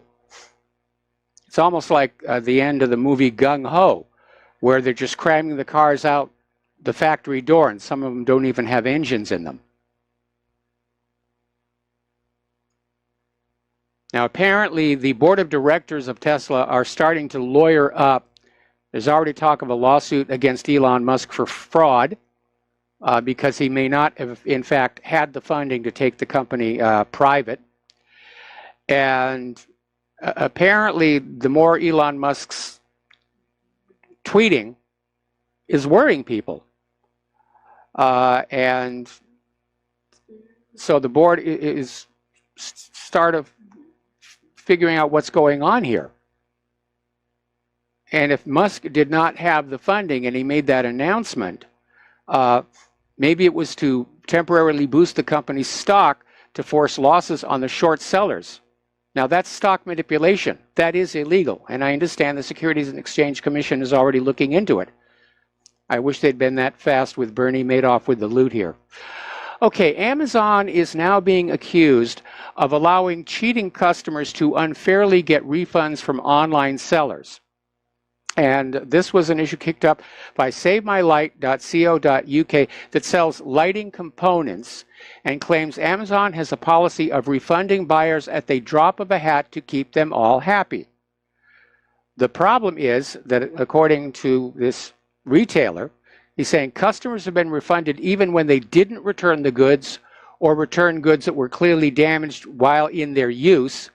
And some have even gotten refunds for returning goods that Save My Light does not even actually sell. And so the chargeback procedure on Amazon is in chaos and is continually being abused, with more and more buyers exploiting this now openly known loophole. Buy goods, file chargeback, get money back, keep goods. Okay. Up in British Columbia, they've declared a state of emergency. They've got hundreds of wildfires burning across the province. It's not just California, it's up there in Canada as well. And they've declared a province-wide state of emergency in response to the wildfire situation. And Minister of Public Safety Mike Farnworth basically came on out and said public safety is always our first priority, and as wildfire activity is expected to increase, this is a progressive step in our wildfire response to make sure British Columbia has access to any and all resources necessary. Now, interestingly enough, they have identified how the Carr fire, C-A-R-R, got started. It's now the 8th largest wildfire in California state history. It started on July 23rd near Redding. It's claimed the lives of at least 7 people. Firefighters are still trying to get control of it. And it turns out the fire was started by accident with a minor incident. There was this couple that were traveling with a trailer and they got a flat tire. And the steel rim for that tire scraped the asphalts and the sparks lit up dry brush along the highway. Well, this is why part of fire prevention is that you clean up the dead brush near the roads. That's what's supposed to happen. You have the brush cut back and disposed of so there's nothing but dirt in case there is a lit cigarette or sparks from a tire rim or something like that. But it wasn't being done.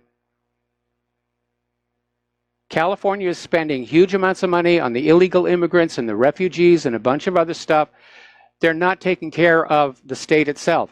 The fire break roads were not being maintained. The dead brush was being allowed to accumulate, and that's how this fire got started.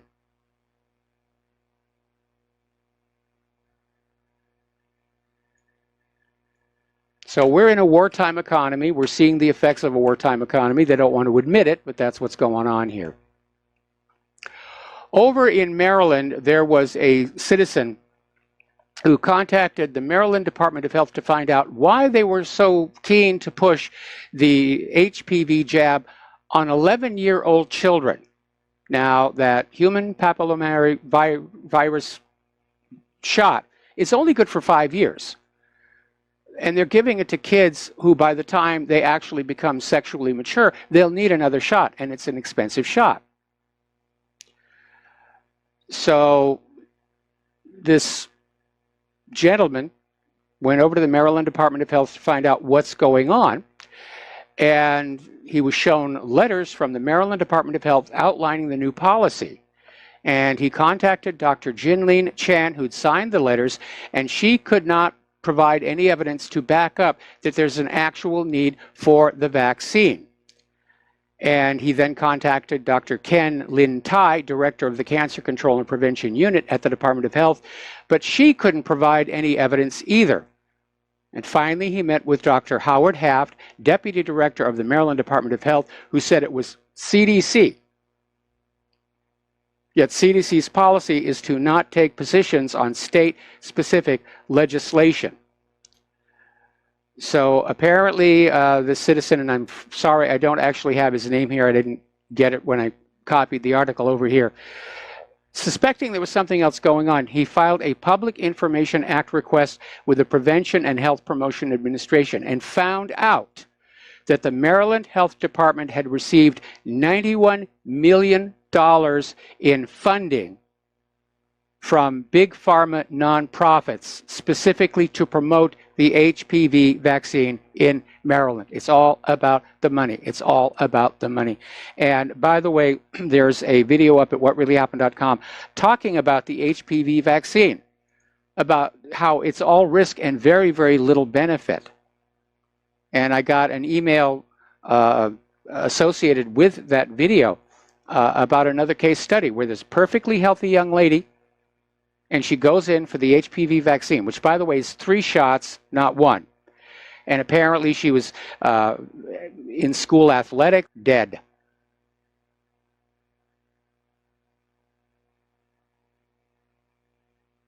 So it's all about the money here. Between 2011 and 2016, fracked oil and gas wells in the U.S. pumped out record-breaking amounts of the wastewater, which is laced with toxic and radioactive materials. This is a Duke University study saying that the amount of wastewater from fracking rose 1,440% in those 5 years. And over the same time, the total amount of water used for fracking rose roughly half as much, 770%. Now, previous studies had suggested hydraulic fracturing does not use significantly more water than other energy sources, but those findings were based only on aggregated data from the early years of fracking. Well, one of the reasons it doesn't use as much water for the fracking is because the fracking fluid has things in it other than water. It has these toxic compounds, it has radioactive elements. We had that phone call, this was some years ago, somebody who had worked in the fracking industry who said these fracking companies were making deals with other industries that had problems with toxic waste disposal. And they made a deal to basically take this toxic waste, mix it in with the fracking fluid, and shove it on down into the ground on the theory, since disproven, that it would stay down there.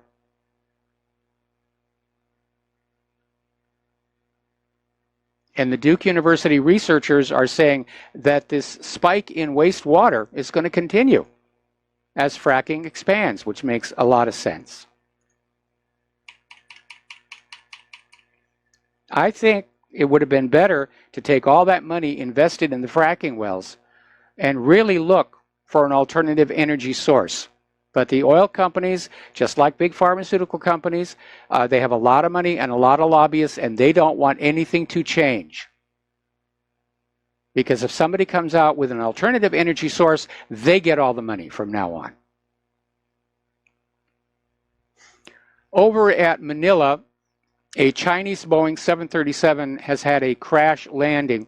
And apparently this flight from Xiamen, China, had to circle Manila for about an hour before it tried to land. It tried to land once, it had to do an abort and a go-around. On the second landing attempt, it skidded off the runway. The problem is they've been having huge, huge rains in Manila, and the runway was just very wet and very, very slick. So, now, as you know, the FDA supposedly is keeping an eye on pharmaceuticals to make sure they're safe, to make sure they work. Actually, these days, the FDA just accepts the word of the pharmaceutical corporations, who will do their own research and say, yes, this is wonderful stuff, and the FDA rubber stamps it. But there is another aspect out there that people may not be aware of, and that is medical devices that you will see in the pharmacies. And this has been a big problem. There was a documentary about it called The Hunting Ground, and the director, Kirby Dick, basically started with this ancient monochrome public service film featuring the late Raymond Massey. And the actor cautioned that while the old-time medicine man and his snake oil are being eliminated by tire regulations, there's a new quackery, which is equally dangerous, and that's phony machines and devices which are supposed to diagnose and treat. And unlike new drugs, therapeutic devices do not have to be proved safe or effective before they are sold and used. And today, it's a $400 billion industry. And it's still pretty much unregulated. Now, there have been whistleblowers from inside the FDA saying there are even fewer safeguards than in the past. When it comes to medical devices, we built a system that does not work. This is from David Kessler, a former FDA commissioner for both the Bush and Clinton administrations. And there is a lot of quackery out there. Now, I have a family member who's a doctor, and down here at the bottom of the hill, we have this drive-in movie theater, defunct. The screens have been taken down. It was a 4-screen theater.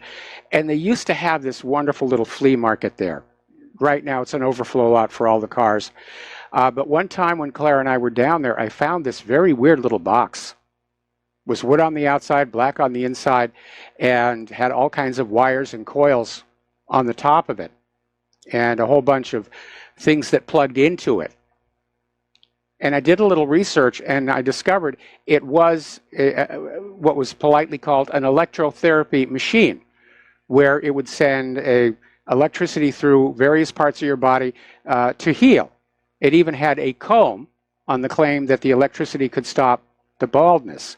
And yes, it was pure quackery, absolute pure quackery. And I sent it to my family member who is a doctor, who appreciated the humor of it.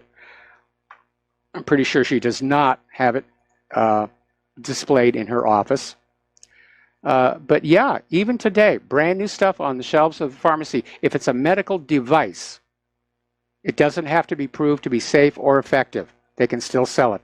Money, money, money, money, money, money, money, money.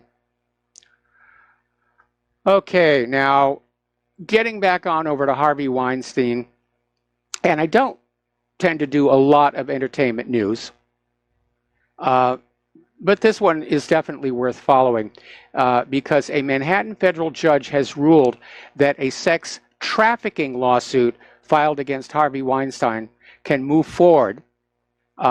Weinstein's lawyers tried to get it thrown out. The judge said no. Now, British actress Kadian Noble has alleged that the movie producer assaulted her, and in her lawsuit filed in November, claimed that he violated federal sex trafficking laws when he promised her a film role if she went to his hotel room in Cannes, France in 2014. That's the Mann Act right there. And plaintiff has plausibly alleged Harvey Weinstein knowingly and in interstate commerce enticed and recruited her, knowing that means of force, fraud, or combination of the two would be employed to cause her to engage in a commercial sex act. I'm not sure how commercial it was. After all, he promised her a movie role. But yeah, a lot of sleaze. And in a way, I'm kind of glad I'm out of Hollywood, because it was just a mess over there. By the way, for those of you who are music fans, Aretha Franklin passed away today. She was 76. And they were showing videos of her on the TV, and very, very overweight. Okay, let's take a phone call here. Joey in Colorado. Aloha, Joey. Welcome to the show. What's on your mind?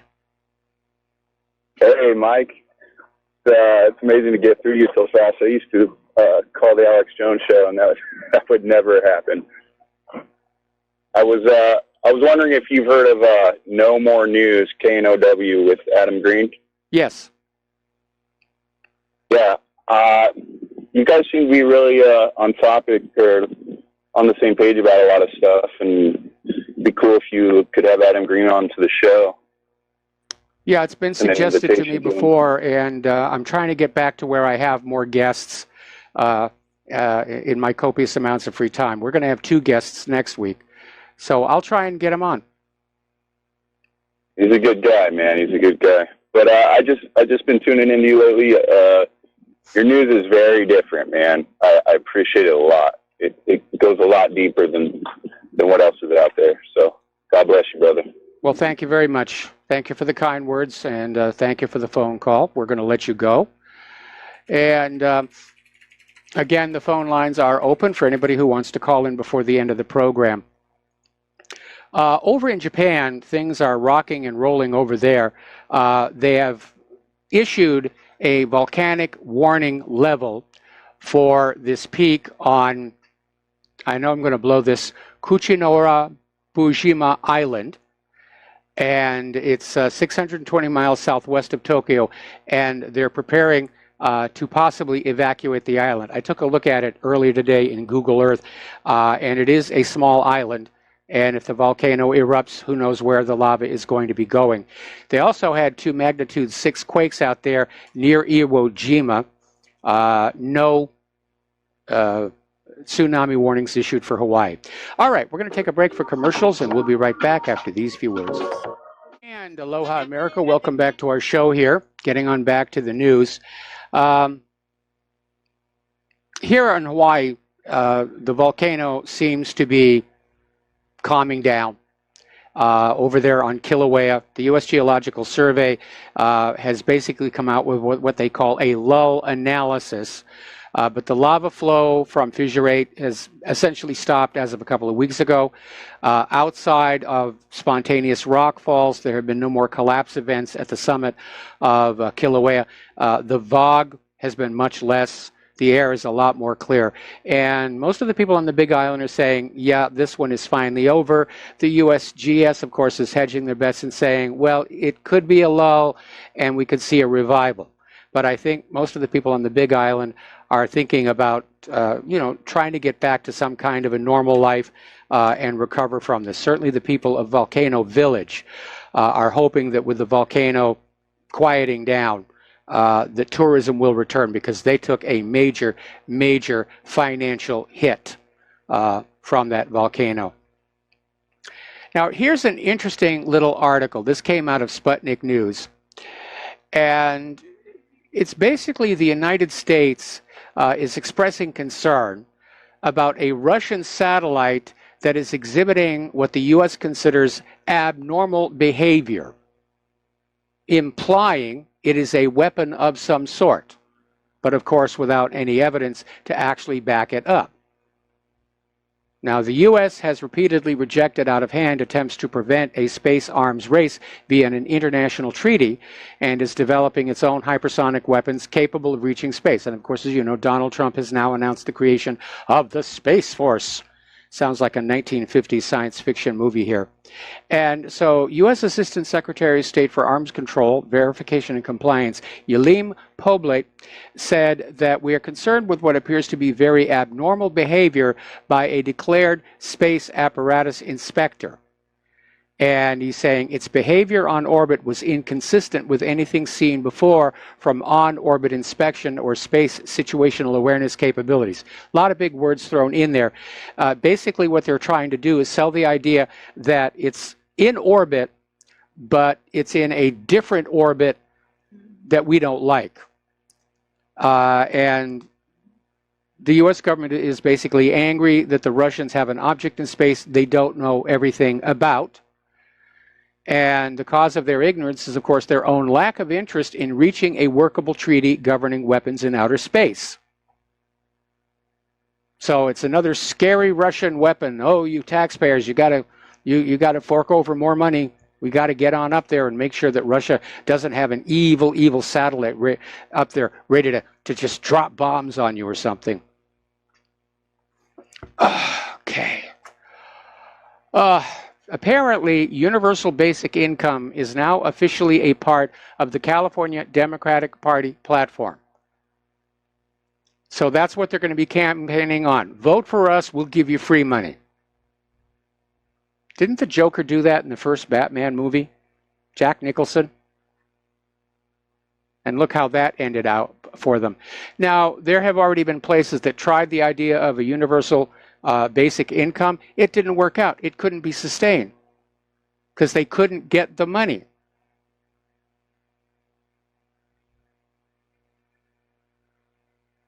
You know, liberalism works great until you run out of other people's money is really what it comes down to. Okay. Now let's get some other news out here a little bit.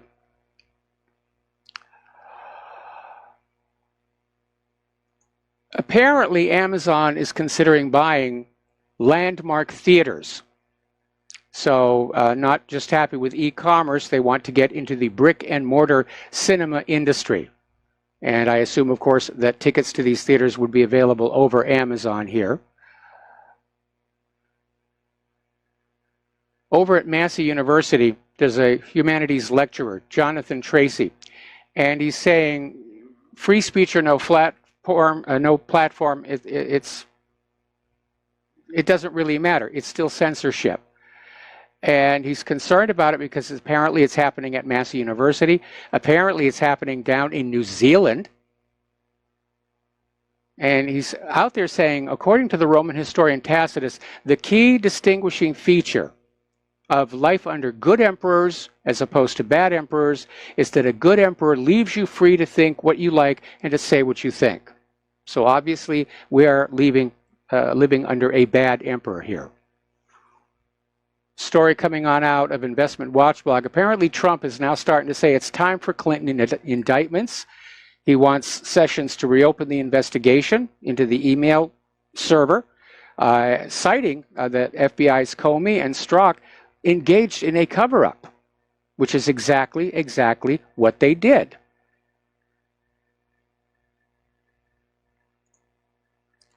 Apparently down in New Zealand, Westpac has had to issue 30,000 replacement bank cards due to fraud risk linked to the Ticketmaster security breach. That was a real bad one. Okay, we're going to take a break here for some commercials. Feel free to call on in, 800-313-9443, and we'll be right back. Aloha America, welcome back to our show here. And you probably heard about the walkaway movement. These are liberal Democrats who've just decided they can't be liberal Democrats anymore. They've made some videos that have gone on out there. And now, of course, the Democratic National Committee is saying it's all a Russian plot, that nobody ever leaves the Democratic Party. It's all a Russian plot. Evil, evil, evil Russians. All right, let's take a phone call. Daniel in British Columbia. Aloha. Welcome to the show. What's on your mind? Yeah, aloha, Michael. Yeah, I want to touch base with you on these forest fires that we have here in British Columbia, Canada. I've got a firefighter friend who is sitting around all spring and early summer itching to go back to doing his job. And I talked to him about the possibility of arson, and he says, yeah, everyone talks about it. They usually, apparently, they wait till there's some thunderstorms so they can blame it on lightning. And one of these firefighters' mothers was caught burning a forest down. That was about 1,500 fires, or 1,200 fires, I should say. And, you know, they keep telling us this is the new normal. This liberal government that we just finished having wouldn't do anything about the fire breaks or clearing out the brush for years and years, even though everyone says, you know, you got to manage the forest. And another thing, too, is I was looking, there's a city in called Winnipeg, Canada, and my brother sent me this thing about interesting facts. And turns out in 1936, the highest temperature was 100 102 degrees Fahrenheit, which Yep. for Winnipeg is unbelievably hot. So this idea that, you know, we've got this runaway global warming and it's not the sun, it's just ridiculous. Yeah. It really is, and they're trying to blame global warming. Now, here in California, they did arrest 2 arsonists, so we do know that arson is definitely an issue, and I'm surprised that a fireman's mother would have done that. Maybe she was just trying to create job demand to keep her son employed. So Yeah, that's exactly what it was. yeah. You know, it's a shame because, you know, if they just managed the forest and cleared the brush and dealt with the fire breaks, which they have, and they have the possibility. There was a huge fire here a couple of years ago in Canada called the Fort McMurray fire, and apparently the Russian government offered to help with some of their water bombers, and they got turned down from the Harper government, I guess because they were starting to vilify Russia at that time, and they wouldn't want to admit that they couldn't handle it. So, you know, it's kind of a shame. So it's really thick smog here, or smoke, I should say, and I can barely see any of the hills behind me. Another update I want to, that sort of terror camp in New Mexico, apparently a judge or a prosecutor has overruled the judge, or he's applying to overrule the decision of the judge. And another update was that Hungary, or George Soros has bailed out of Hungary finally. Yes. Well, they passed all kinds of laws against what he was doing here. And yeah, that thing in New Mexico, that's just weird. I mean, the FBI knew what was going on and just let it go on. They were training these kids for school shootings.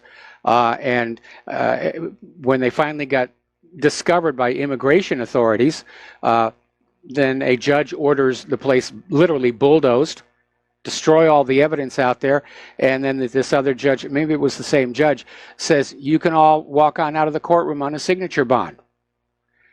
To me, this stinks of a cover-up of some kind. Yeah, anytime the FBI is watching these guys or is aware of them, then you know it's kind of a red flag right there. It just seems like you know they're just trying to agitate things. Just doesn't make sense.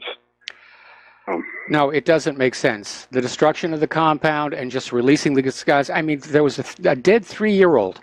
Somebody should be up there on a murder charge, and you don't let somebody who's potentially going to be charged for murder walk out of the courtroom without paying a bond. So there's something very funny about this whole story.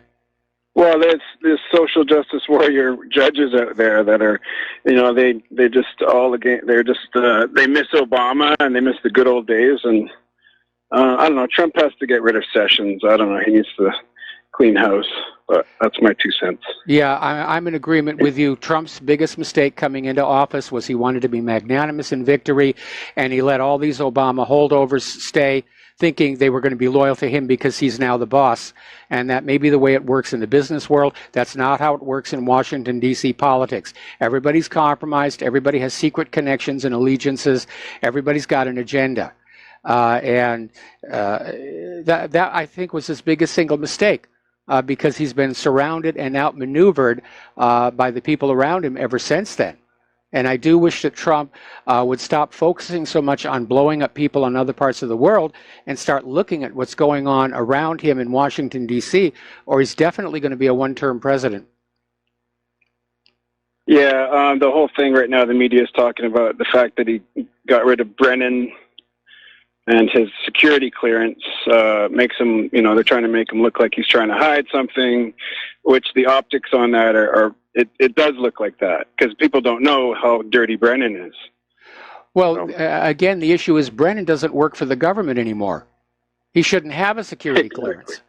And this idea of these very higher up people still having access to classified information when they don't have a reason to have it, it's absurd. And again, I want to know, does Hillary Clinton still have her security clearance?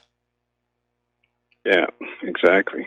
Yeah, the voting thing too is really curious. Why he he got rid of that commission that he started and gave it over to Homeland Security. It kind of makes me think that, they got to him, or that's like touch that, that's ours kind of thing.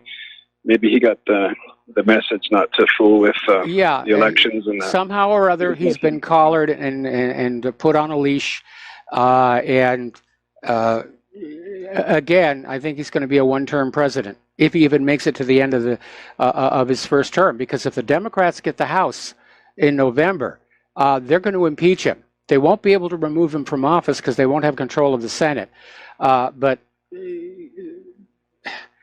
Trump basically is ignoring his own future political life by not addressing these issues of a national voter ID law, cleaning up the election system, and I thought he was going to be really serious about the vaccine safety issue because he brought in Robert Kennedy Jr., who's very serious about this issue because of the suspicions that Barron may be vaccine damaged himself. But yeah, somehow they've got control over Trump. He's giving them everything they want, and still they're trying to get rid of him. Yeah, I think he was so gung-ho to get rid of Obamacare, and he tried twice, and he should have been focusing on cleaning up the election system, voter system. The good thing is the whole, the Russians did it narrative. It makes it look like if there is any meddling, or if there's any, shenanigans, that they can't blame the Russians because, they already are. The United States has to take. I know they already are. The liberal Democrats are saying that the Russians are going to come on in and tamper with the midterms. They're getting ready to tamper with 2020. And like I said just before I took your phone call, now they're out there screaming that the walk-away movement is a Russian plot. They're just totally focused on Russia's bad no matter what happens. Anything bad happens, you blame Russia for it. Yeah, it must be the forest fires all over. It must be the Russians, too. I'm waiting for somebody to say that, Mike, that the fires in British Columbia and California are part of a terrorist plot that tracks back all the way to Russia. It's only a matter of time before we get there. Another funny quick story. There's a gay pride parade here in Kelowna, British Columbia, and the master of ceremonies is a Syrian refugee that happens to be gay. And it seems funny because, all you have to say is because he didn't have a wife, it was like, oh, I'm gay, let me in. So, and everyone's up in arms here. But they can't say anything because it's not politically correct. You have to accept. And there's so many sheeple here that need to hear your broadcast, and I think a lot of your listeners need to go out and talk on other radio programs if you can find 1-800 numbers and just challenge these guys. Like the other day, someone was talking about how great John McCain was and what a, amazing hero he was. It's like, really, they need to hear the Rivero Rangers' point of view on these things. So anyways, I'll let you go. Okay, thanks an awful lot. And okay, just taking care of some technical issues that we're dealing with here. Okay, well, that was Daniel in British Columbia. And yeah, I'm surprised we haven't already had somebody come on out and say that all these forest fires are a Russian, Iranian, North Korean, whatever terror attack, deliberately setting all these fires, to wreck the economy of California. Not that California's economy is doing all that good. All right, now then, let's see. Russia's latest supersonic 1,400 mile per hour strike bombers are rapidly nearing completion. Apparently, they're going to have their first test flights later this month. It's the Tu-22M3M, and they're saying it's basically a modernization of the Tu-23M3, which Russia's Air Force has about 100 in service, and they've been using it extensively in missions over Syria in support of the Assad regime here. Now, this one's going to get you giggling.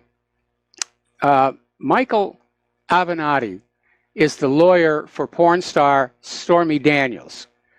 And apparently he is now saying, because of his newfound fame, that he's considering a run for the presidency in 2020. Interesting to see. Apparently, he's basically an associate of Rahm Emanuel. Okay, now already talked about that one here. Talked about that one here. Down in New Zealand again. Boy, a lot of things going on in New Zealand here right now. Apparently down in New Zealand, they're having a problem with off-label drugs. And what it means by off-label is when you get a prescription drug, the drug is prescribed to you for a specific reason. The drug is designed and engineered to treat one thing. But sometimes doctors will prescribe it for something completely different.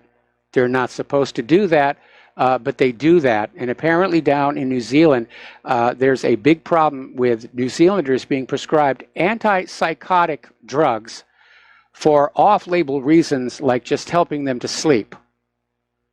And that's a very, very reckless thing for them to be doing here. Story, this one's coming out of fortrust.com, where apparently somebody has leaked or claimed information that the Ukrainian army and Blackwater are preparing the use of a radiation weapon on the Donbass. And this anti-coup, anti-Maidan hacker group, Cyber received information about the preparation by the Special Operations Forces of the Armed Forces of Ukraine. They're going to stage a terrorist attack in the Donbass with the use of radioactive materials. And what it basically comes down to is they're going to dump this radioactive material inside water in the channel, where there's a withdrawal of water in the South Donbass water conduit, and then they're going to blame the entire leadership of the DNR. And apparently, the idea man for all of this is Eric Prince, the former founder and owner of Blackwater. And again, because they're attacking civilians, that's a war crime. And given the radioactivity and how far this could spread, I think you could say it qualifies as a weapon of mass destruction. This is one of the dirtiest wars we've ever seen. Nobody's complying with like the Geneva Accords or international humanitarian law. It's like we've already hit the total war idea. This is war. Everything that we do in war is fair. Well, we've been down that road in history before. And that's the reason why there are international treaties and international law, because not everything done in war is fair, especially the targeting of civilians, like Yemen did when they blew up that bus full of school kids.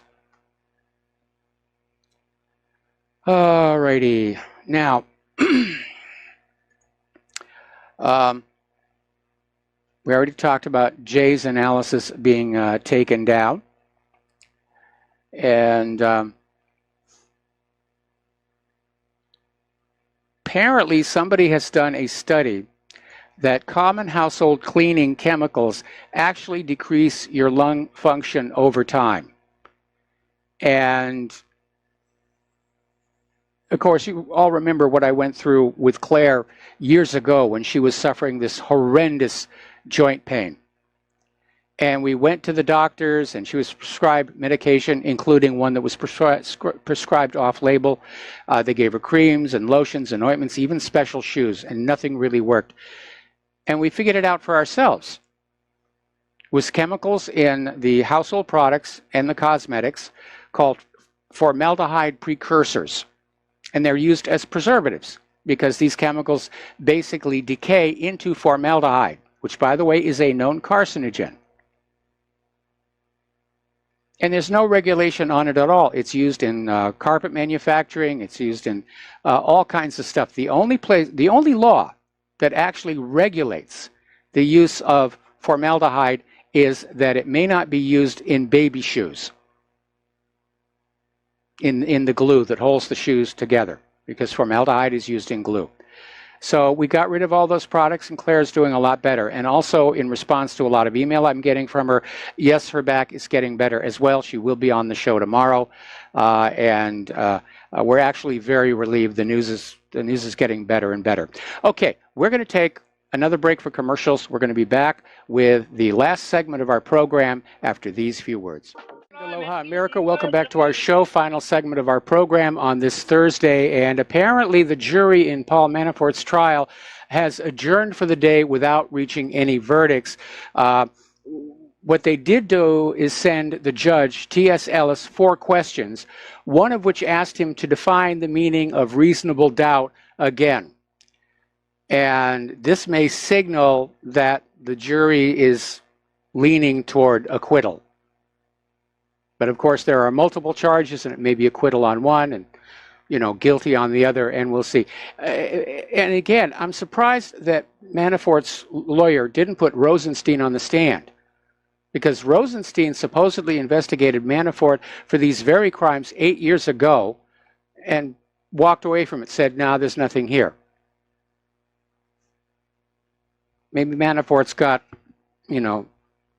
Sarniev's lawyer, the one who walked into the jury and said, yep, he did it. Absolutely did it.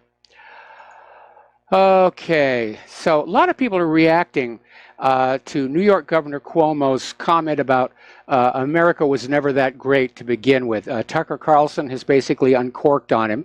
And I'm very angry and upset about that comment as well, because there was a time when this nation truly was great.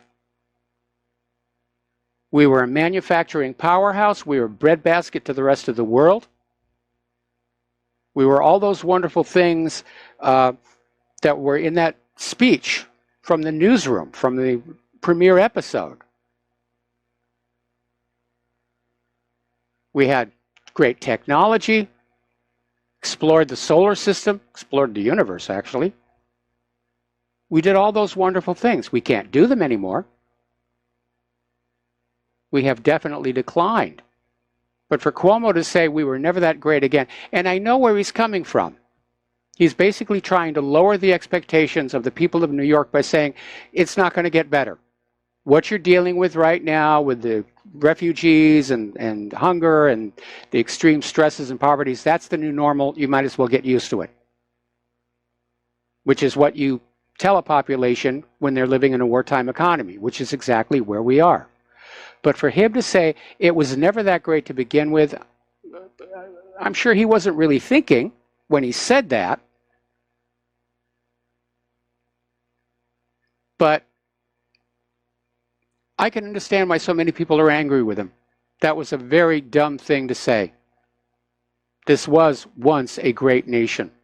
It was a nation we could all be proud of. And if you look what it's turned into with this constant bickering between all these different groups here and which restrooms should men be allowed to use, the faction fighting in Washington, D.C. just out in full view for everybody to see. Attacks on our Second Amendment rights, our Fourth Amendment rights, our Fifth Amendment rights, and now the First Amendment is under attack. There are actually people out there saying, no, this freedom of speech, there's got to be an exception for Israel, there's got to be an exception for this and for that. The nation that I thought I was born into just doesn't exist any longer. All right, there's the music. Time to get on out of here and get some stuff done. Please stay tuned for John Stedmiller. I'm sure he's got lots of interesting things to share with you. Please do me a favor. Go on out to other websites, blogs, call-in shows, and make a big stink about how we should not allow private corporations to decide for us what we see, read, and hear. That there is a First Amendment in principle still in this country. We'll be back tomorrow. Aloha, America.